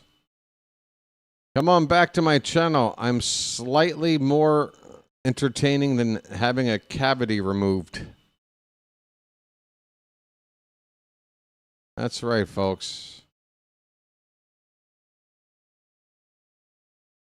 0-2 pitch. That's a little bit high.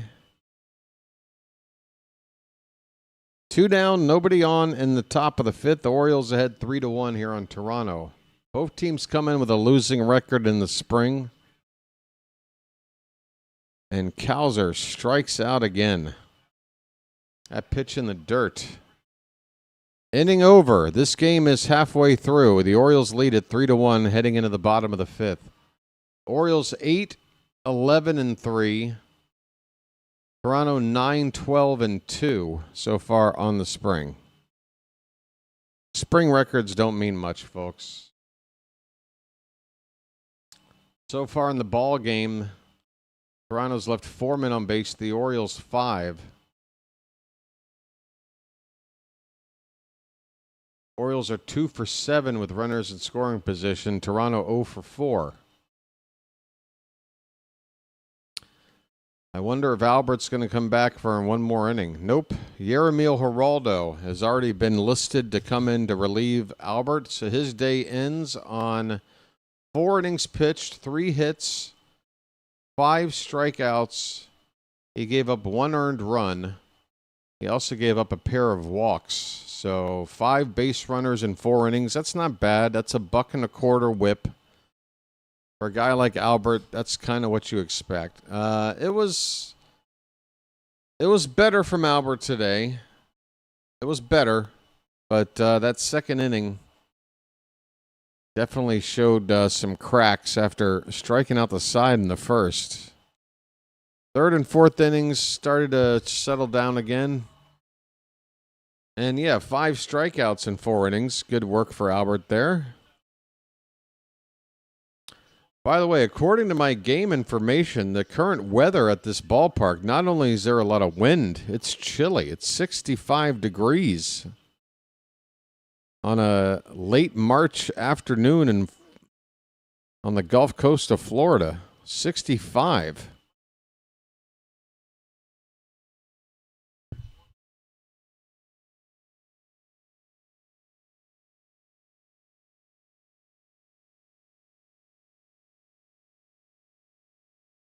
the hell is this guy talking about? I cannot get over what is it in my hair that's causing. I know I'm sweaty, but that is annoying. Is this really the vertical stream? One comment? I'm looking at the vertical stream for the first time in a while here. It is absolutely empty over there. Wow. Oh, it's so much fun, folks. There's no reason to have anxiety. There's no reason to feel any amount of pressure when your numbers begin to drop across the board on your channel just before the season's about to start. What is this demonstration going on the Masson studio right now? We got Ryan Ripken and this guy. He's holding up like a poster board. What is he doing? Here's a pop-up on the infield. First base, Alonso. Mountcastle playing first. He steps into the foul side of the line there to make the catch at first. There's been a change. Jesus Sanchez.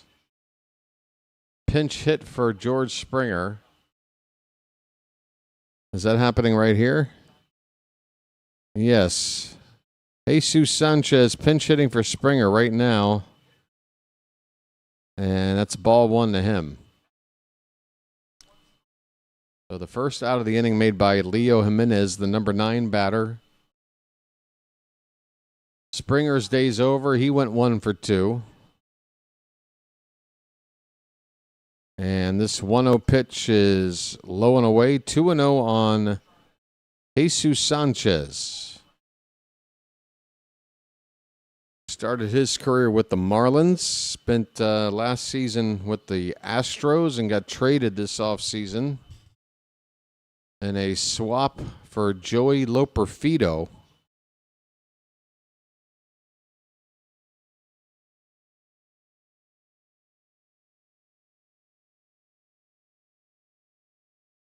The pitch fouled away. Count even up at 2-2 on Jesus Sanchez.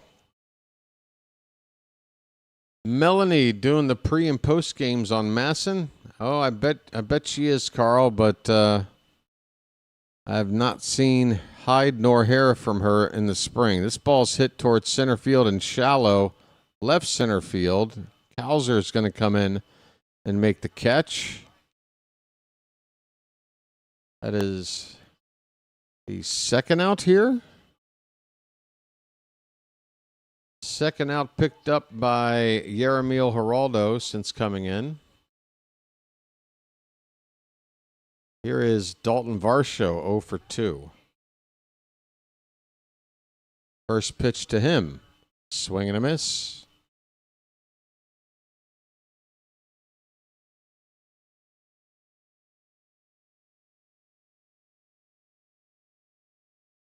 Varsho, despite the 0 for 2 today, is still batting .410 in this spring. Swing and a miss, well behind that pitch by Geraldo.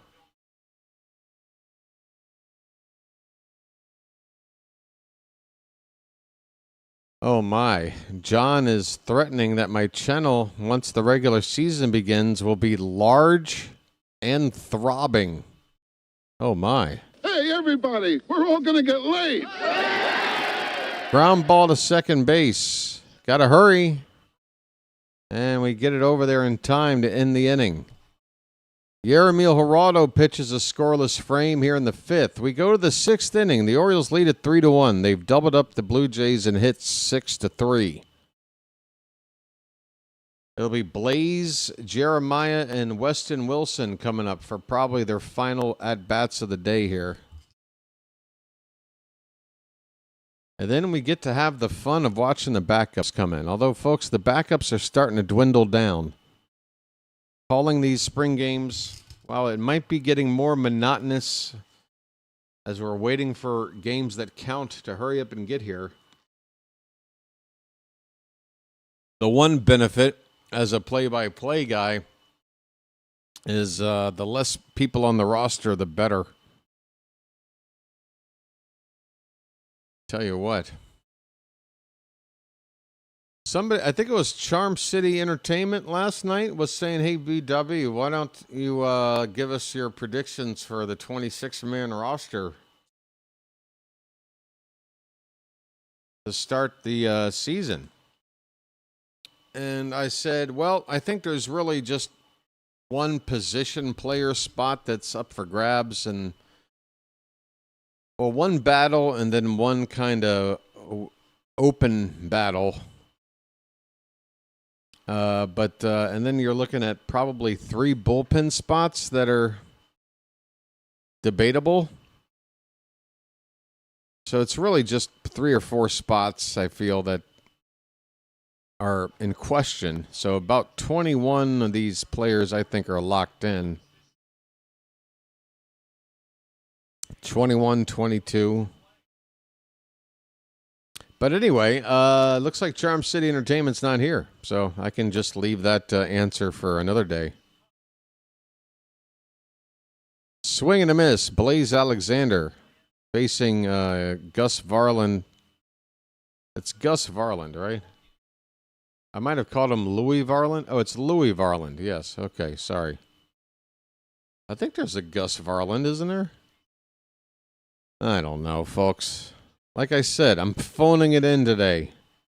I've got World Baseball Classic hangover, all right?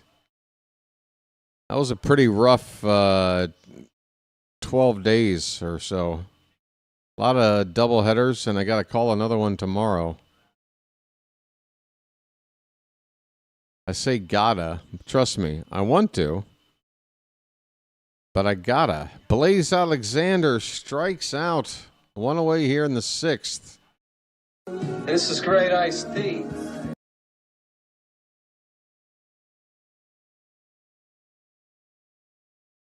Here comes Schneider. Or what's his face? Yeah. Blue Jay manager out here to make a pitching change.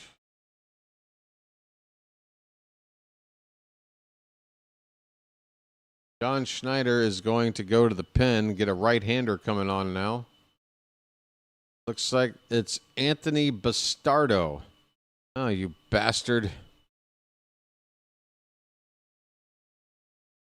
Bastard O.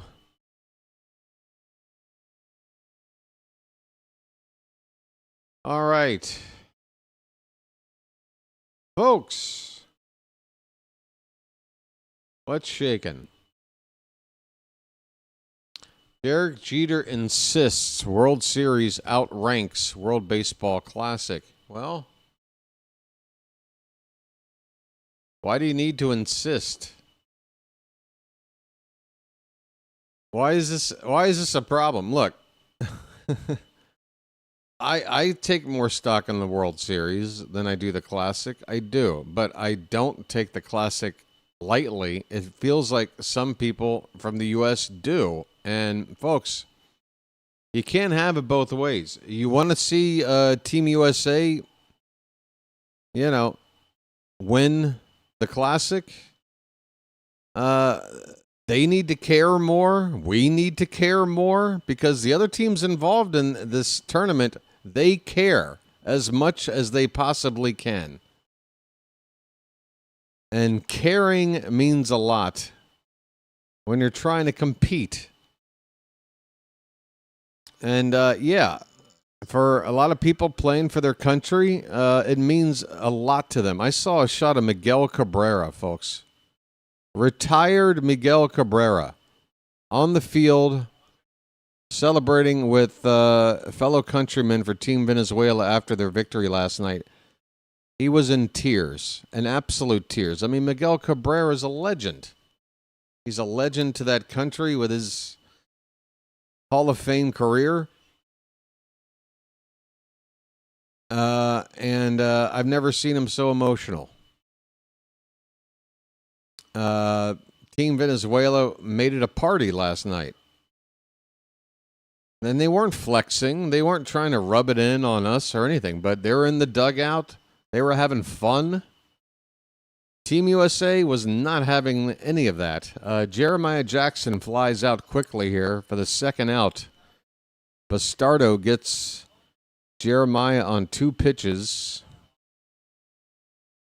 And that'll bring up Weston Wilson. Bases empty, 2 down in the top of the 6th. Wilson's 0 for 2.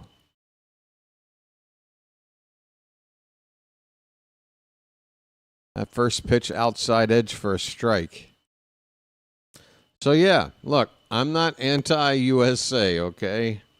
I'm rooting for the U.S. to do well in this tournament, but they got to take it more seriously while also, at the same time, having more fun. I know that sounds like a contradiction, but, you know, take the process of what it takes to win seriously, but on the field, have some fun. 0-2 pitch is low to Weston Wilson. Mark DeRosa, I don't want to see you in a Team USA uniform as a manager again. I think it's time to move on. And no, don't go to Harold Reynolds or anybody else at MLB Network. Get a real manager. 1-2 pitch. And Bastardo walked off the mound thinking he had strike 3. It's ball 2. The 2-2 with 2 down to Wilson. Hit on the ground, foul.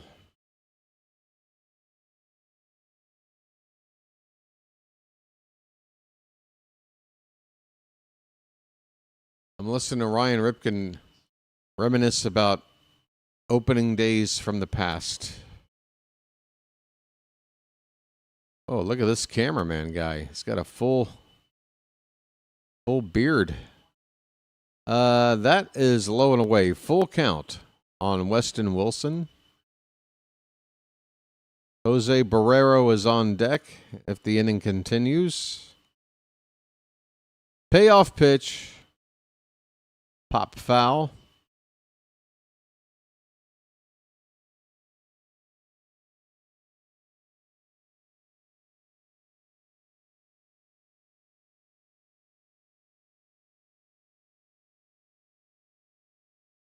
Another 3-2 pitch to Weston Wilson.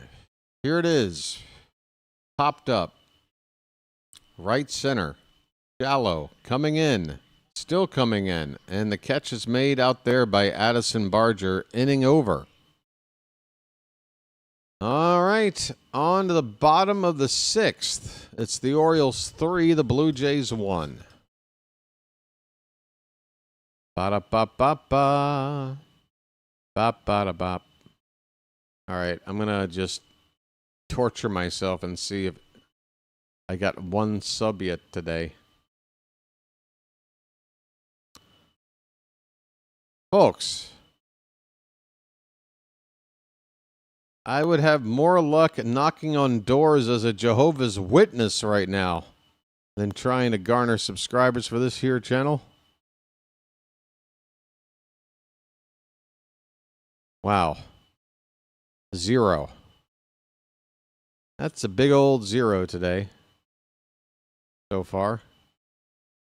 0. God. All right, I get it. What do you want me to do? You want me to take a break until opening day? I can do it. I would love to rest up. I'm not exactly looking forward to calling a doubleheader or 2 spring training games from midnight till 8 a.m. But I'm going to do it. I'm going to do it.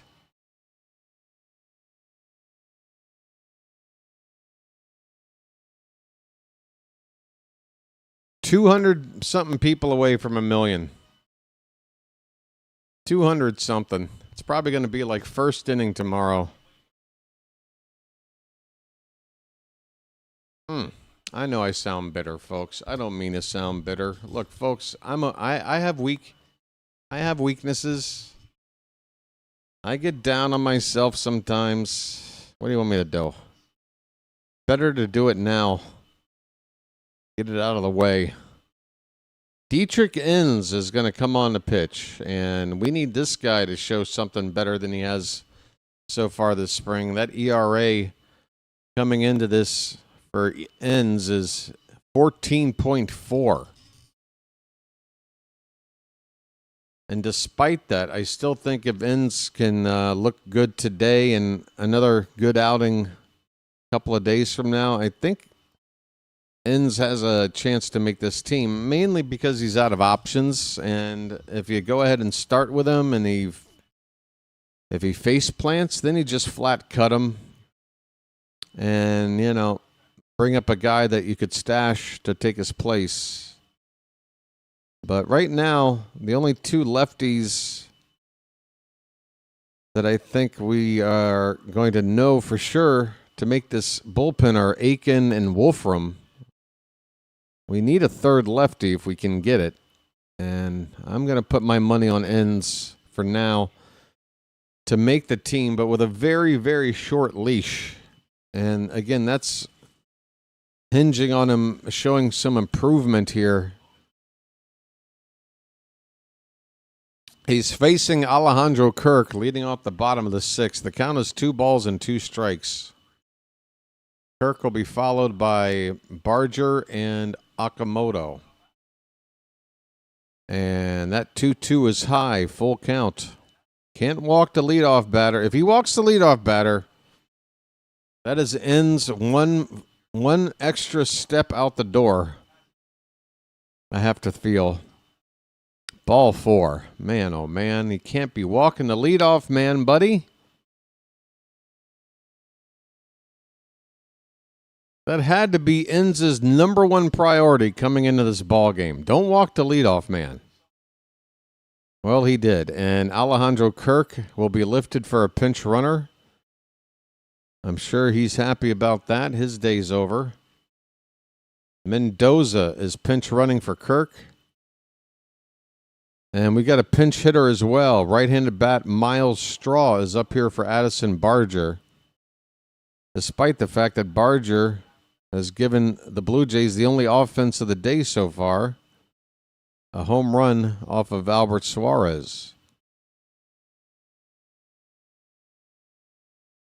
So there's a runner at first. His name is Mendoza. Miles Straw is at the plate.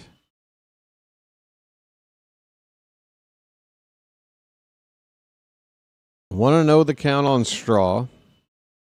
And the pitch. That's apparently a bit low. 2-0. I mean, come on. Ends, throw strikes. It's Miles Straw. This guy's like got 3 career home runs. He's hitting 175 in the spring. Throw a strike. 2-0 pitch. Grounded past the diving glove of Wilson into left field. A base hit. I mean, Inns is walking the leadoff batter. He's giving up a hit to Miles Straw. It's not looking good for Inns, folks. He's had a bad spring. We need another lefty. We could have signed Danny Coulombe. He goes to Boston instead. He was sitting out there for months. Okamoto is up with first and second, nobody out. Inns steps off the rubber, looks the runner back to second base. Okamoto has reached base both times via a walk.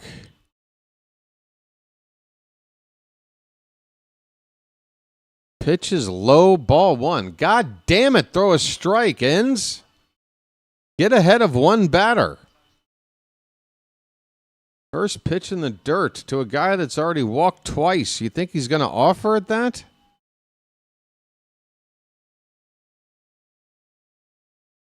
One 1-0 pitch. That's outside, 2-0.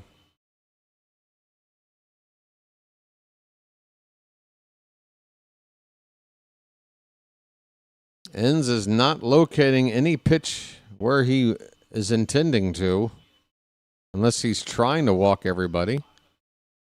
Hey, on a 2-0, a fastball, he sneaks by Okamoto. 2 balls and a strike on a swing and miss. Come on, I'm not trying to be so cynical, but I'm being very cynical right now. That one's up and in. 3-1 the count. Nobody out. 2 men on base already. Enns is yet to retire a batter. About to throw his 14th pitch.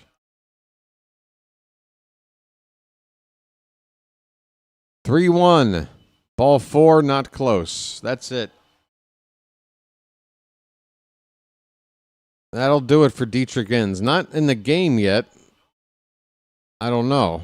But in terms of making this team this year, I'd say that's it. Close the book on Enns.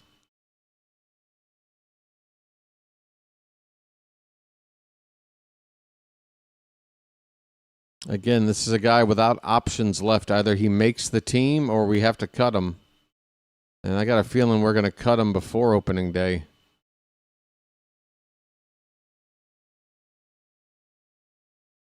Okamoto is out of the ball game. Rivera is in the pinch run for him at first base. Bases loaded, nobody out.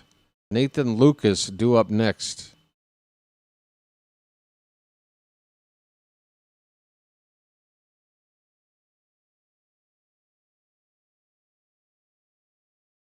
First pitch to Lucas.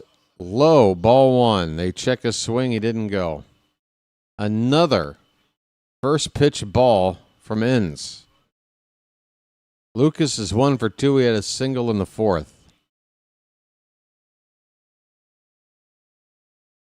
This pitch up and in. Lucas has to dance out of the way. It's 2-0. This is hard to watch right now.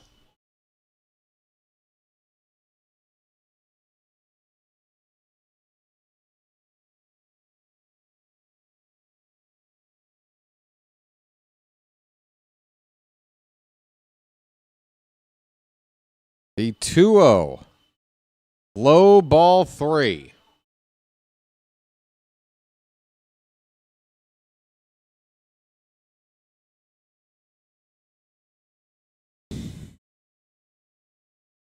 Nowhere to put him. 3-0. A mercy strike from the ump makes it 3-1. The Orioles have a 3-1 lead, but that lead is in jeopardy. Nobody out, bases loaded for Toronto. Enns has yet to get anybody out.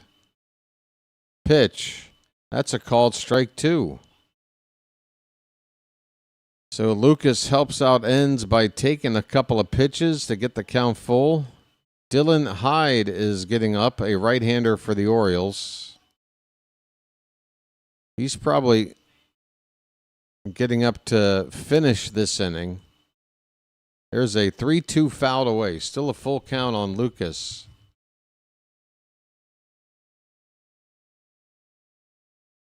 "20 pitches from Enns, still looking for the first out.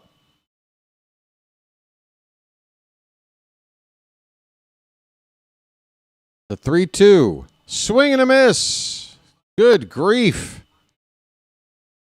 Did Dietrich Enns wait as long as one can to get the first out? He had the bases loaded, and he got to a 3-0 count on a batter. Comes back to strike him out. First out of the inning.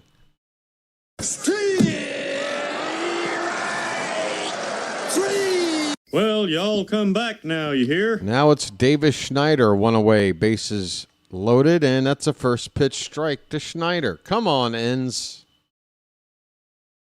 If you can get out of this, I've already announced your fate, but I would be impressed if you could get out of this. That pitch is low, 1-1 on Schneider.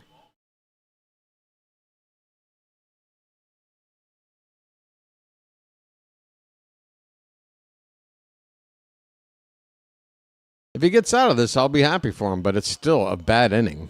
I mean, he's about to throw his 24th pitch, and that one's in the dirt. It's 2 balls, 1 strike. I'm not sure if even if he gets Schneider out, if he'll face another batter. That pitch count is getting up there. A good test. I don't know. It's going to be 2-1 pitch. That's ball 3. Bases loaded and now a 3-ball count on Schneider.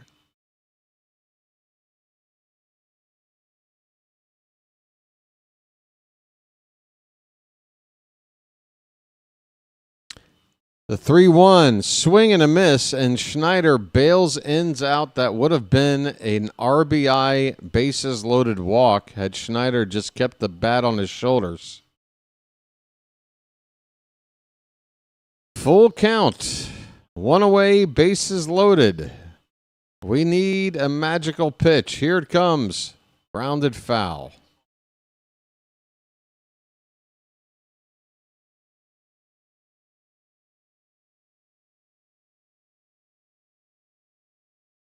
"27 pitches to get 1 out for Inns. Here comes number 28. Swing and a miss. Oh, my. Schneider is down on strikes.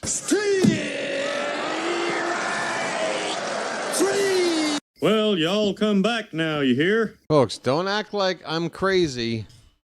If he comes back and gets out of this without giving up a run, it's still a bad inning from Inns. I'm not going to let it go. Eloy Jimenez is at the plate, and that pitch is way out of the zone for ball 1. I mean, do you want to see this in the regular season? Or do you want to see somebody that maybe doesn't load them up with nobody out and then walk the tightrope of a 3-ball count to back-to-back batters with the bases loaded? It's now 2-0 on this guy. 2-0 on Eloy Jimenez. The pitch, swing and a miss.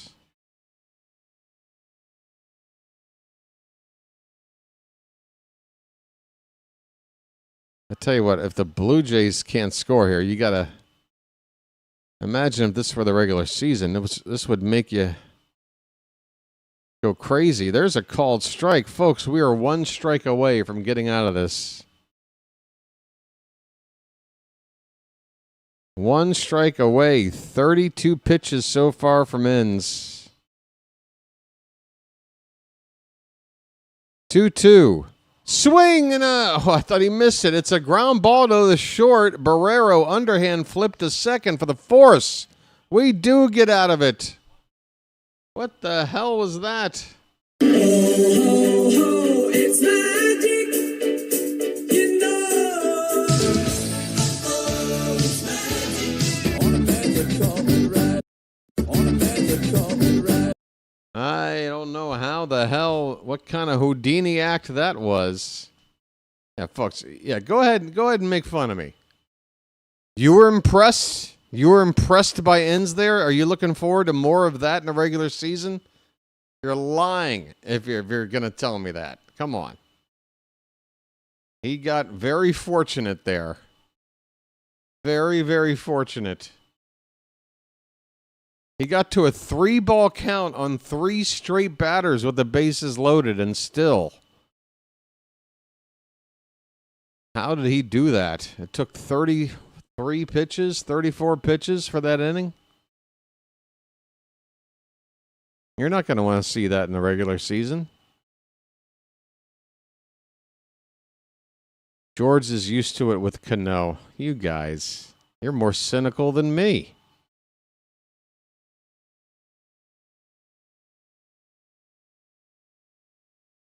All right. We head now to the 7th inning. The Orioles, they have yet to make any changes in this game, at least in the field. There have been changes on the mound, of course. So far, it looks like we're sticking with the lineup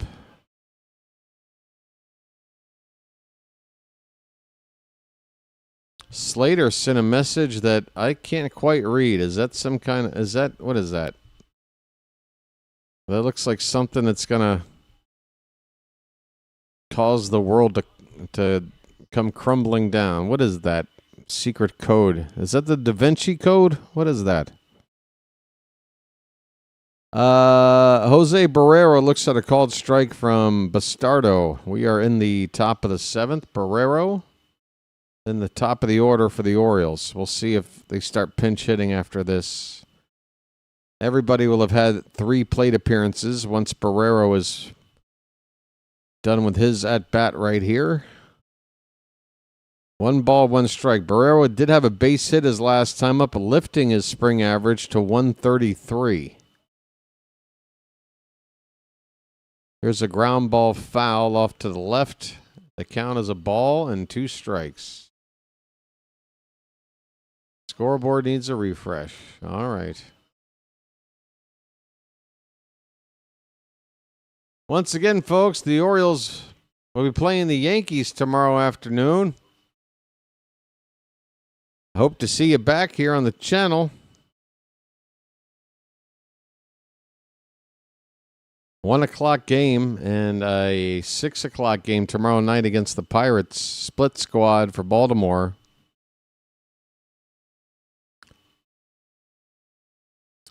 Barrero, I guess he got a new bat. He's back in the box here. 1 ball and 2 strikes the count. Leading off the top of the 7th.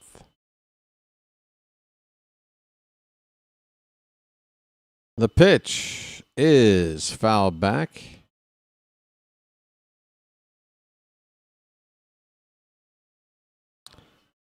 Do I spend $20 on Pizza Hut and $30 on groceries or $50 on groceries? I'm craving a friggin' pizza. Gosh. This pitch is hit in the air by Barrero into shallow left center. The shortstop is backpedaling. He'll make the catch on the outfield grass. First out here in the 7th. You know the responsible answer to that, Slater. You know what the responsible answer is, but at the same time, I'm not in America. I know the grocery prices over there are insane. What does $50 in groceries get you?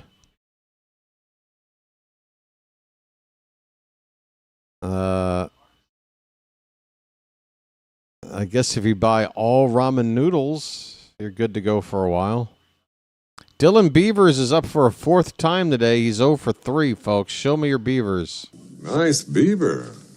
Thank you. 1-0 pitch to him is swung on and missed. 1 ball, 1 strike on the Beav.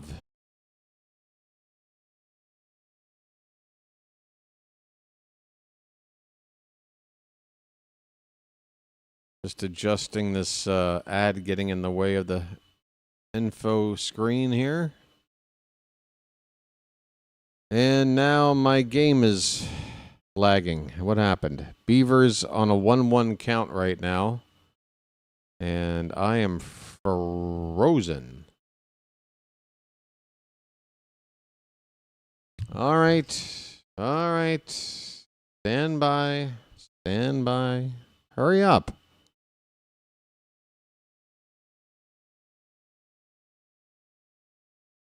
$10 frozen pizzas for $50. That sounds healthy. Okay, we got a 2-2 count, or I'm sorry, 3-2 count on Beavers. Here comes the payoff. That is a called strike 3. Borderline pitch inside. Beavers kind of moved out of the way a bit, but I guess he didn't think it was worth challenging. Or one $50 pizza.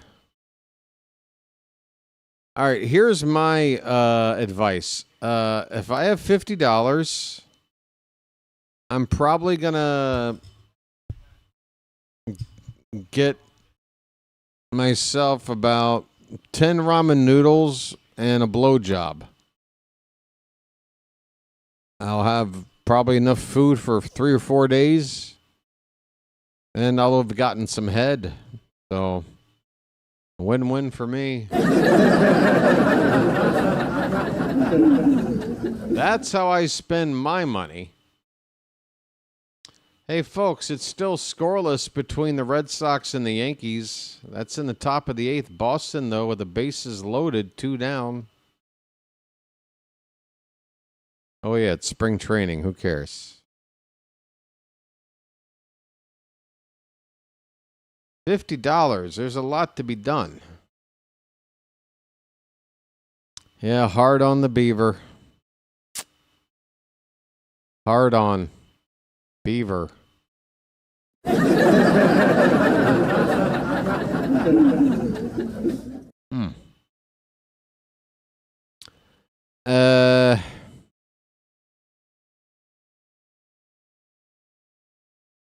Get me out of here.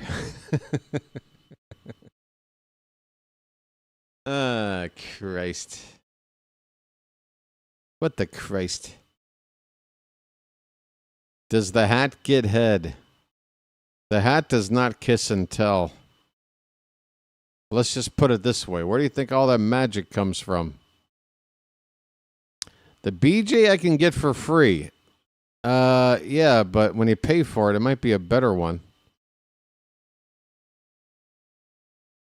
Pizza Hut for the win. All right, free blowjob, Pizza Hut, and $30 left to buy some Pop-Tarts. Sounds perfect, Slater.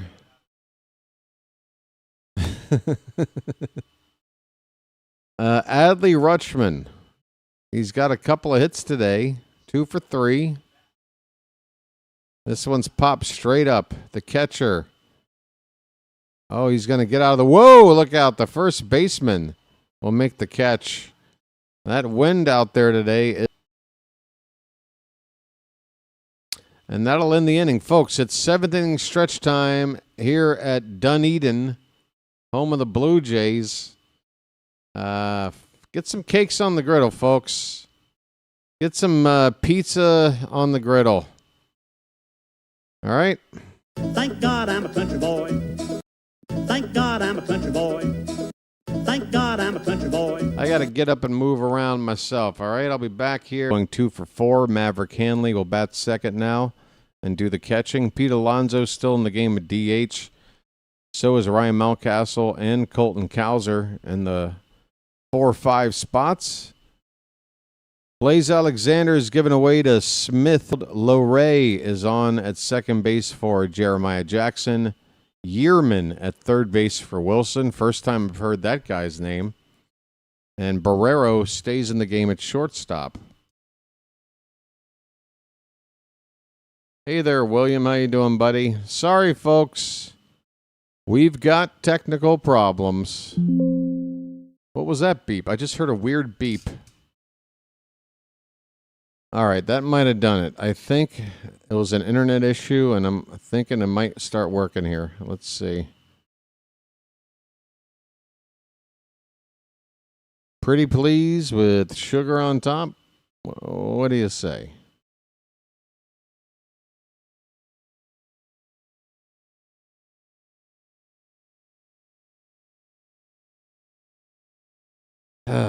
For crying out loud. Just putting me out of my misery. First and third now with 2 down for Toronto.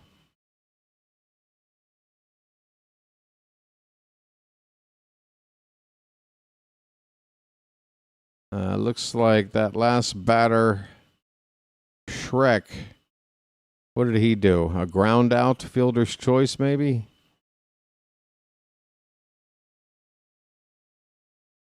Shrek walked. Hyman flew out to right. Sanchez moved up to third base. So Miles Straw is at the plate. He's got a count of 2-0.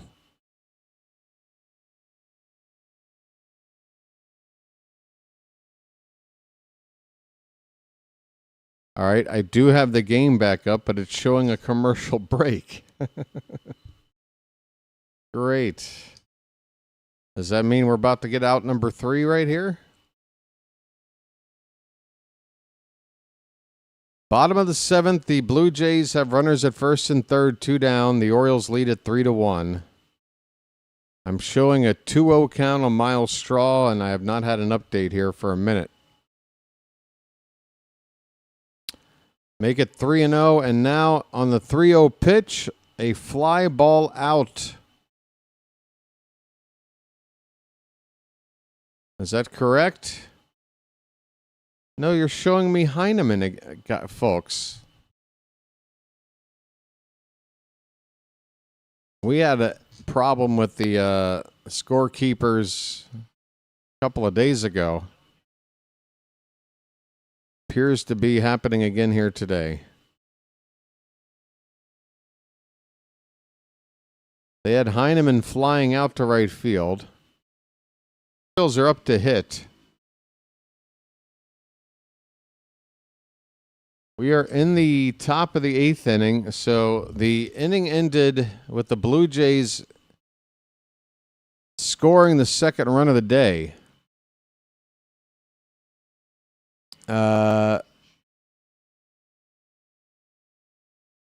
Alonso struck.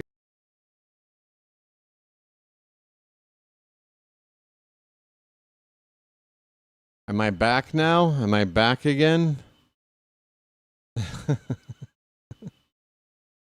What a disaster. Only 10 people in the room right now, right when we're about to hit 1 million views. Perfect. Why have it happen in the middle of the WBC final? Why not have it happen in the middle of a late spring afternoon game with technical issues going on? Perfect stuff. It looks like the stream is back.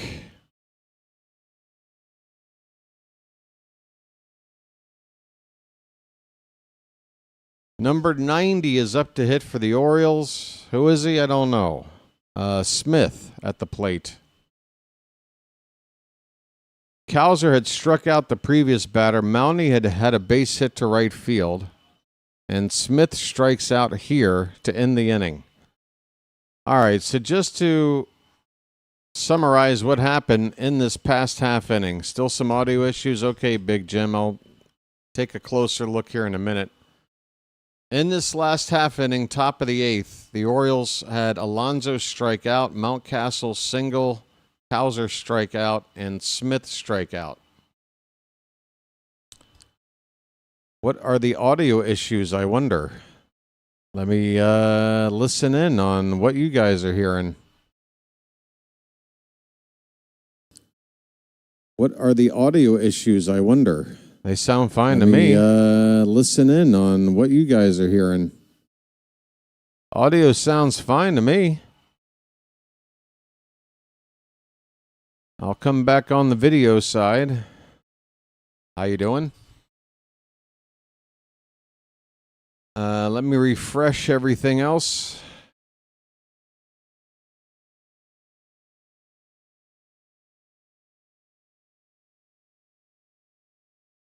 All right, so here's the deal, folks. We are going to the bottom of the 8th. Toronto is down by 1 run.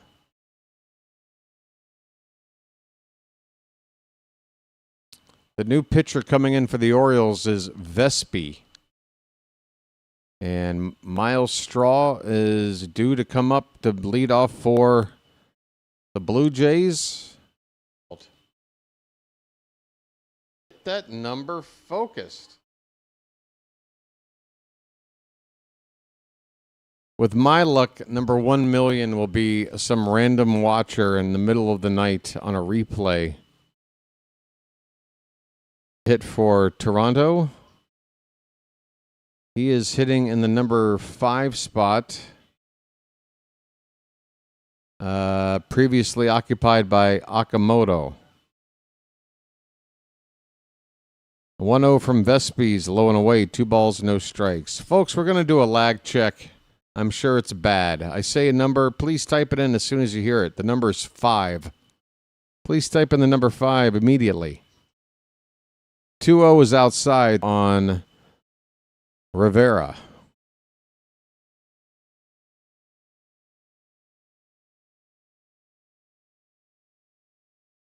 Good grief.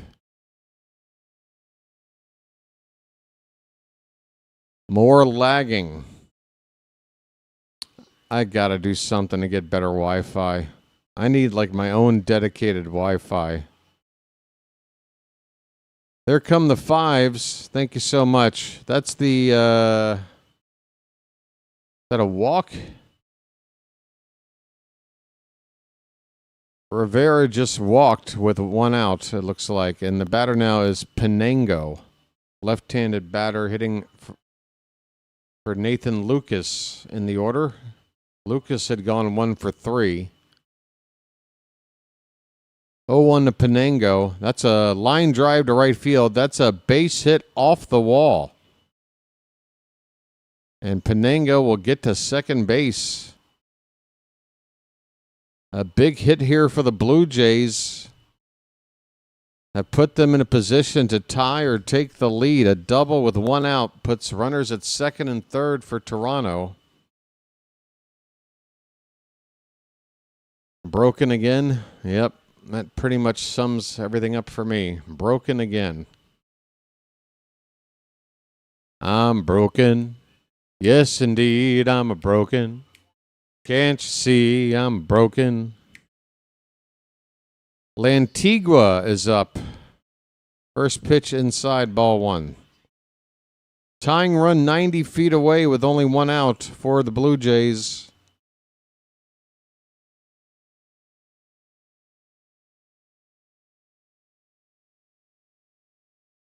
One-0 from Vespi, low and away, 2-0.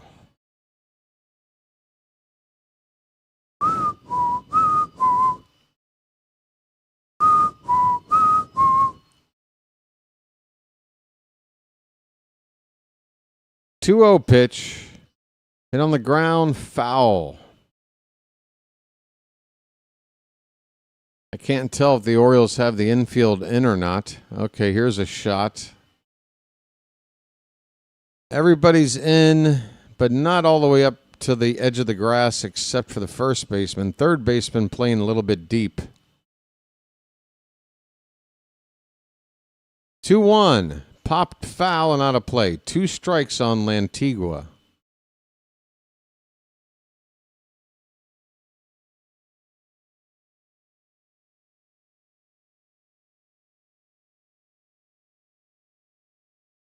Looking for a strikeout pitch.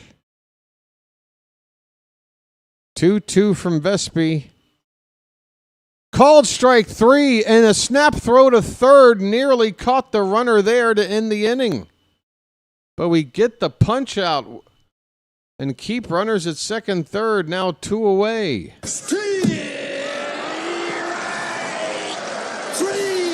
Well, y'all come back now, you hear? Almost a great play by Maverick Hanley with a throw down to third after the strikeout. 2 down. Here's Terada. Breaking ball fouled back. And the Orioles pitch themselves out of another jam. Toronto had bases loaded, nobody out. An inning or 2 ago. Second and third, 1 out here.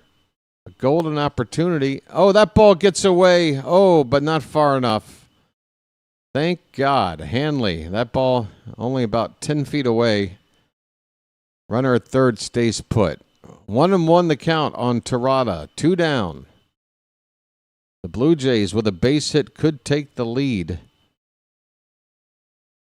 The Orioles holding on here 3-2. The pitch, swing and a miss. Vespi gets a chase on one low and away. 2 strikes, 2 down.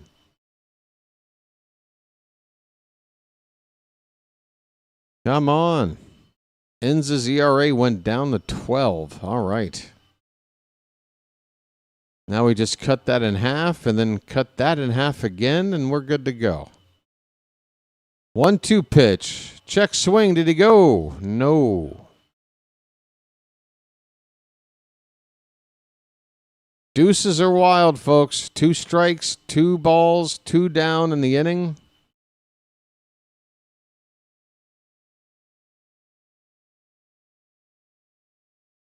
Two men on base. Here's the pitch.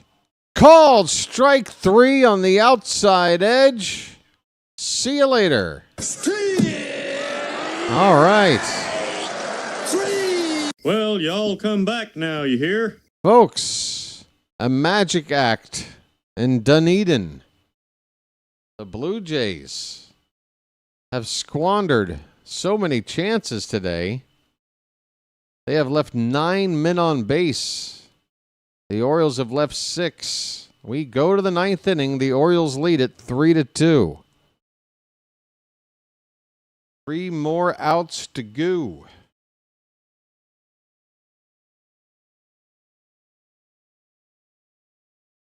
Oh, my. I can't believe it. I figured, well, you know what? The only way to really show you this is on my phone. And I can't even hold the phone up. And there it is. We've done it. It's happened. Folks, as of right now, before season 3 officially starts, folks, 2 years this channel has been in operation. 2 years of calling ball games. And we've hit 1 million views. Again, I don't think you can see it. I don't think you can see it. Which side is it on? It's 1 million. It's 1 million people. 1M. 1 million views. I don't know. Does anybody give a shit or?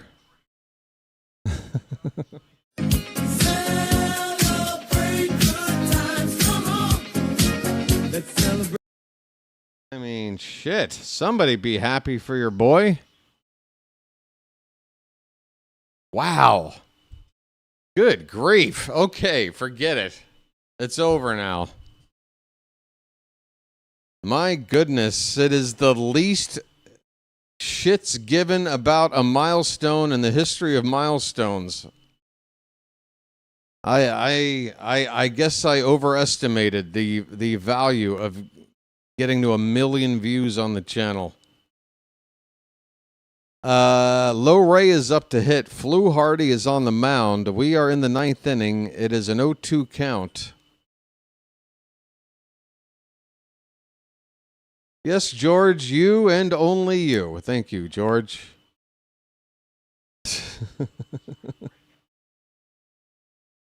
Pitch in the... I mean, you know, forgive me, George. I thought maybe the entire chat would blow up with a congratulations. But, you know, again, I apparently overestimated the importance of the moment. My bad.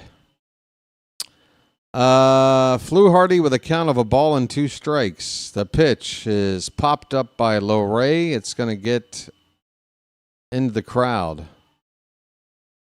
Bottom of the order due up here for the Orioles here in the 9th. Last chance to add on to this 1-run lead. Yeah, the lack might be bad. But again, George, I saw you, buddy. I saw you. That was about it. Dr. Delay, I see. Congrats. Thank you, Doc. All right. And Chawa with a congrats. All right, we're up to 3 people. And I got my first comment on wearing my jersey tonight. So there you go. I did get some congratulations. 2 more congratulations than a why are you wearing that jersey comment. That's a good ratio. Here's a fly ball. A leaping grab made in right field up against the wall down the line in foul territory. What a hell of a catch that was. Miles Straw. He's a good center fielder. He's playing right field here. What a catch. A leaping grab up against a wall there. It's kind of awkward. Ravens all the way. I hear you, buddy. Here's a ground ball to short. Throw to first is in time. Yearman saw 1 pitch, and he's retired. 2 out in the inning. Here's Barrero. Thank you, Walla Walla. Thank you, folks. Yeah. I just, sorry. Maybe if you're in my shoes, you'd understand how I'm feeling about the whole thing. I think I built it up too much in my own mind. Barrero with a foul ball. The count is 0-1. This would be a Joe Theismann jersey, Walla Walla, from about 40-something years ago.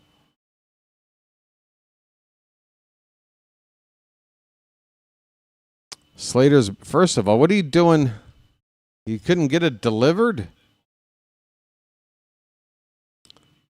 So it's $20 and you had to go pick it up?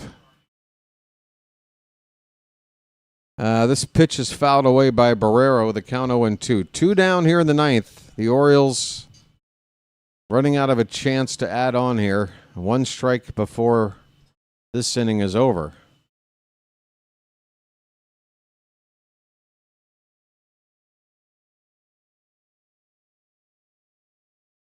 BW, literally a day late and $1 short. Here's a swing and a miss. Barrero's down, and the inning is over. Folks, we go to the bottom of the ninth. The Orioles lead this one 3-2. 3 outs to go to beat our division rivals. Mason Fluharty with a scoreless inning for Toronto. That was the 7th pitcher of the day for the Blue Jays. These teams have combined to leave 15 men on base, 9 from Toronto.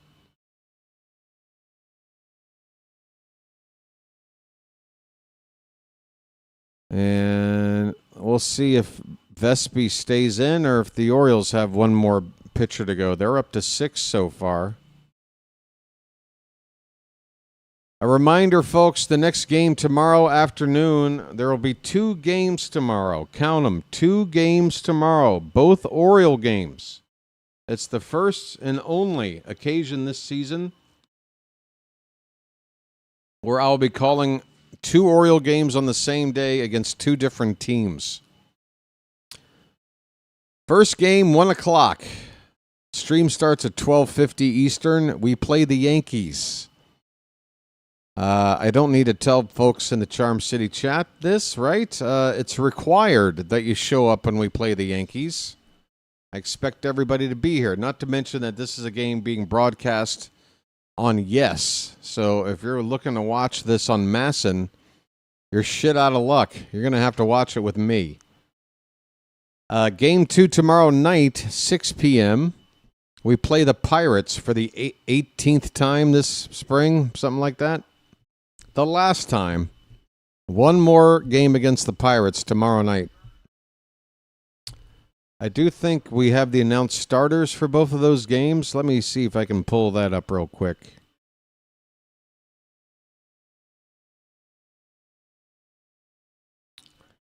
Doop-a-doop-a-doo. I want to say that Dean Kramer is going to pitch one of those 2 games tomorrow. Don't quote me on that. All right, we're in the bottom of the ninth. First pitch is a strike. Good start. Pham is on the pitch. Alex Pham. We've seen him a couple of times this spring, normally at the end of the game. 0-1 is in the dirt, 1 ball, 1 strike. Kasevich is the batter, hitting in the 9th spot for Toronto. Jesus Sanchez on deck. Shrek in the hole.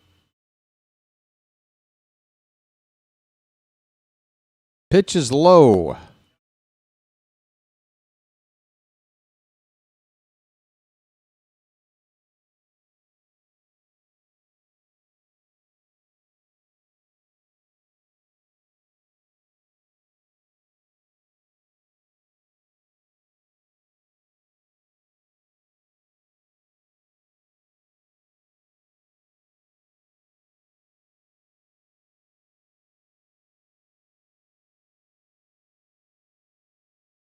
Three-one pitch is apparently a tad low, and the leadoff man reaches on a walk. I hate it. A leadoff walk with a 1-run lead in the 9th. Tying run on for Toronto. Here comes Sanchez, 0 for 1 with a walk since coming into the ballgame.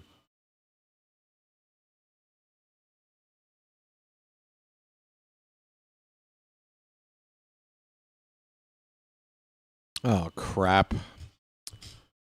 I have to restart the stream again.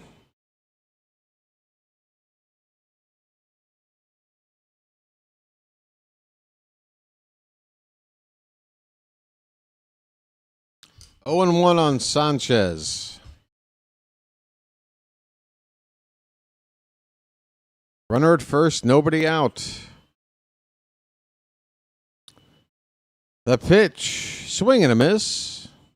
93 on the gas from Pham.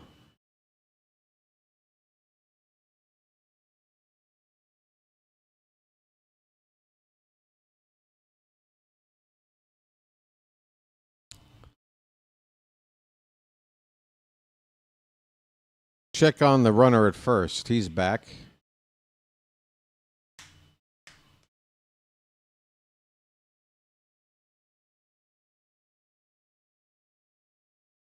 No balls, 2 strikes to Jesus Sanchez. The pitch, a little bit low. So defensively, here's what the Orioles have on the field right now. Figueroa in left. Smith in center. Irish in right.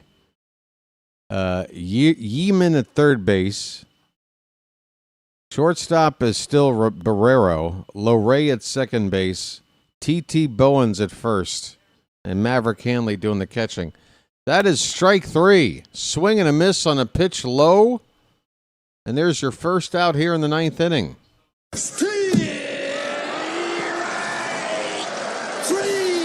Well, y'all come back now, you hear? All right, the other pitcher tomorrow is Trevor Rogers, folks. There you go. Here's a called strike to Shrek. R.J. Shrek walked his only other plate appearance. A ground ball could end this ball game with a runner at first and 1 down. Pitch. Popped up. This should be out number 2. Shallow left field. Coming in and making the catch out there is Figueroa. And there are now 2 outs in the bottom of the 9th. 1 more out to go. Come on, Charm City chat. Get on your feet.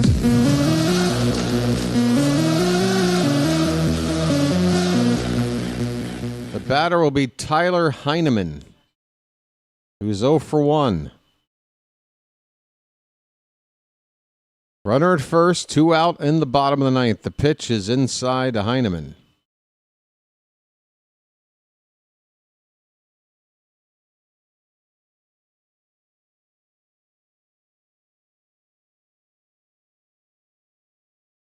Pham from the belt. He's holding it, and now he throws to first. Runner back safely.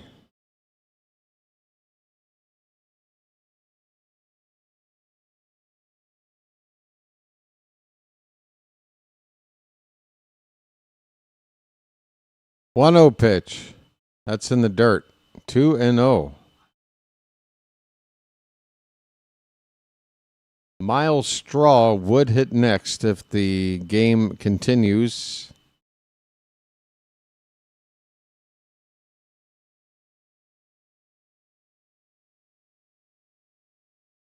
The 2-0 pitch to Heineman. Line drive. And it's a foul ball. Oh, my. Heineman turned on that pitch. Hit it really hard, but a little early. Or else that runner at first might still be running right now.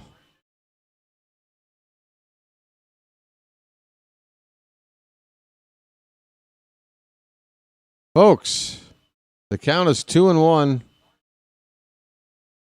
The pitch. That's low, 3-1.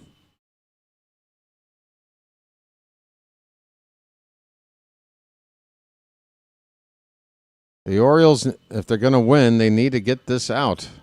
Toronto, if they tie it, it'll just be a tie game. If they win it, they win it.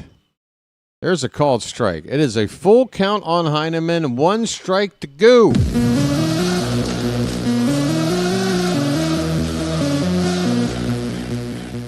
One strike to go. The runner at first, though, will be off on this 3-2 pitch with 2 down. He'll get a head start. Anything in the gap could tie the game. There goes the pitch. Popped up on the infield. First baseman Bowens. Whoa, look out. He makes the catch.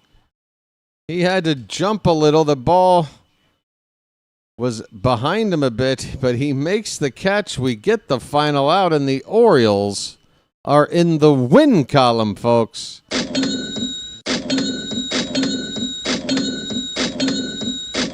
Final score today, Orioles 3, Blue Jays 2.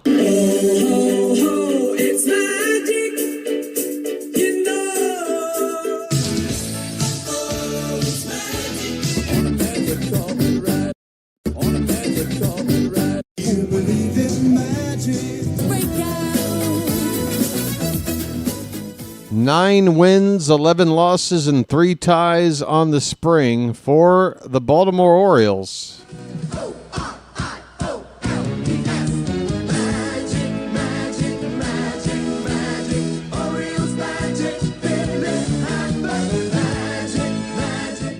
All right, let's talk about it. Albert Suarez, he had a better showing than he's done previously in the spring. He needed to come good today. He did struggle a bit in that second inning, gave up a run, but he went 4 innings, just the 1 run on 3 hits, 2 walks, struck out 5. Not too bad for Albert. Yermil Geraldo pitched a perfect 5th inning. Dietrich Enns, he somehow escaped a bases loaded, nobody out situation with a couple of strikeouts to go along with his 1 hit and 2 walks. Dylan Hyde came in for an inning. He gave up the second run to the Blue Jays on a couple of walks. Vespi, he gave up a hit and a walk, but got out of his jam with a couple of strikeouts, and then Pham finished it off with a strikeout, no hits, 1 walk in the 9th inning. At the plate today, Jeremiah Jackson with an impressive opposite field home run. That was the long ball we got today. The other 2 runs came in on a base hit RBI by Ryan Mountcastle, who went 2 for 4, and another RBI from Blaze Alexander, who got that second RBI of the inning way back in the first. The Orioles scored twice in the first, and Toronto made it 2-1 in the second. The Orioles made it 3-1 with a run in the fourth and held on the rest of the way. Toronto scoring once more, 3-2. 7 hits for Baltimore, only 5 for Toronto. Albert gets credit for the win. He now has 3 wins in the spring. Fleming the loss, Pham the save. Also at the plate, Beavers went 0 for 4. Adley had a 2-hit game. He scored a run. Alonso 0 for 3, but he did reach base and score once. Colton Cowser unfortunately struggled, 0 for 3, and he struck out a couple of times. And Weston Wilson had a quiet day, 0 for 3. As that doesn't help his case to try to make the team with that game today. And yeah, that's about it. 10 men left on base for Toronto. They had plenty of chances to at least tie this game, if not win it. We have to feel pretty fortunate with this result to get this 9th win of the spring. 9-11 the record. And yeah, we've got 2 games coming up tomorrow, starting with the Yankees in the afternoon and then the Pirates in the evening. I hope you guys will join me for that. And yeah, if you were here today, somewhere around the 8th inning or so, this channel hit 1 million views. 2 seasons, 1 million views. Season 3 starts in about a week. Ain't that something? Ain't that a kick in the head? All right, so how long till it says 2 million? I got a feeling this number is not going to move for a while. It's going to be stuck there. Because now it's 1.0 million. So that 0.0 is 100,000 views? Yeah, this number is not going to move now for months. There it is. 1 million. All right, folks. Thank you, folks. Thank you, Vonnie. Thank you, Carl. Appreciate it. Let me see if the vertical side is doing anything. There was nobody around earlier, but I've had the game up, covering up the vertical side. There were a grand total of 6 comments left in the vertical chat today. Wow. It didn't even fill up the page. All right. I think I'm going to get out of here. I think the Yankees or the Cubs will win it all. I think the Orioles will win it all. But that's what's beautiful about baseball. Unless you're a Rockies fan, feel free to think your team's going to win it all. Suarez threw 4 innings, 75 pitches, 3 hits, 1 run, 2 walks, 5 strikeouts, and a home run ball. That's the Rock Kabatko update. Kabatko had an update here in the middle of the ball game. Let me look at this and then I'll sign off. Suarez strong in spring start. More game details. O'Neill on WBC Experience. Spring breakout. Oh, that's right. The spring breakout game is coming up. When is that? Breakout.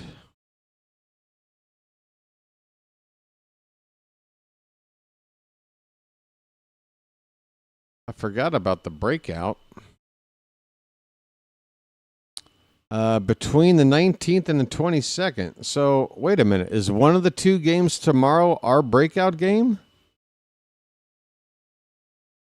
Orioles.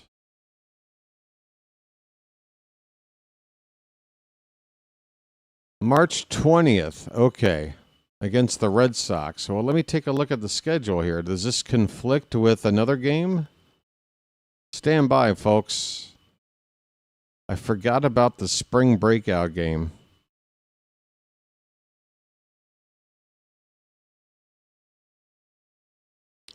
March 20th at 6:35 in the evening, we play the Yankees. But at 6 o'clock, we play Boston. Why would they do this? So there's going to be 2 Oriole games at the same time, and one of them is a spring breakout game, and the 2 teams we're playing are the Red Sox and the Yankees? Why would you do that to us Oriole fans? We have to choose whether to watch Orioles Yankees or Orioles Red Sox? I mean, you have to lean toward watching the breakout game because it's a special event, but that means we're just going to disregard Orioles Yankees? What a terrible dilemma.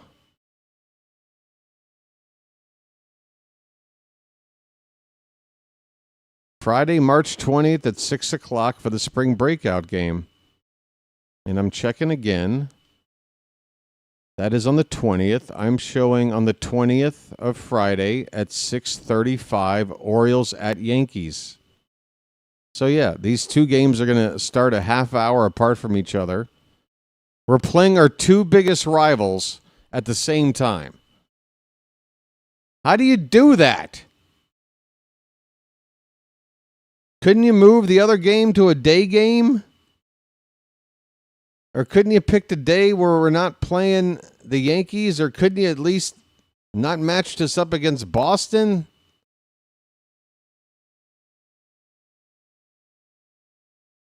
That sucks. What am I supposed to do? All right, folks. Just more shit for me to complain about. Let me get out of here. I don't know. I just don't know. Hey, here's the roster for the Orioles spring breakout game on Friday night against Boston. I'm not going to throw out every name, but Trey Gibson will be amongst the pitchers. Nestor Herman, Tyson Neighbors, Creed Willems, our favorite Eastbound and Down character, will be among the catchers. Vahiva Aloy, Ike Irish, Griff O'Farrell, Aaron Estrada.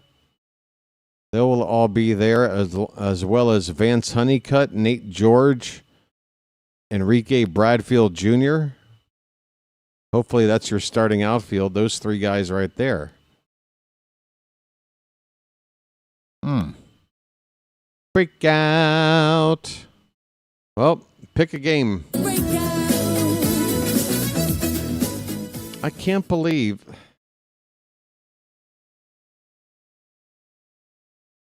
The Orioles have played like 2 games all spring in the evening, and they're going to make an evening game on the same night as a spring breakout game. I don't, why? Hey, thank you, Michael. Thank you so much. Guys, if I felt like I wasn't being appreciative of your acknowledgement of the occasion, I apologize.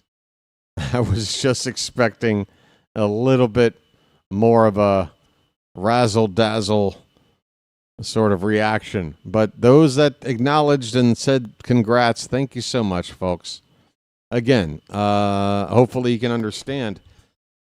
Unless we're counting video game scores, there's nothing in my life that I've ever reached 1 million of with anything. And I can't really imagine another situation before I'm done where I'm going to hit 1 million anything. This was it. This is my only 1 million anything celebration, which is why I guess I, emphasized it maybe too much. But, yeah, thanks for the congrats, folks. All right, that's going to do it for me. Let me see if there's somebody I can send you to right now. And we'll be back tomorrow afternoon, okay? Folks, we're 3 likes away from 50 on the horizontal side. There's not many people left here, but if you can hit that like button if you haven't already, I'd appreciate it. But yeah, we are running out of people here. Let me hurry up and sign off.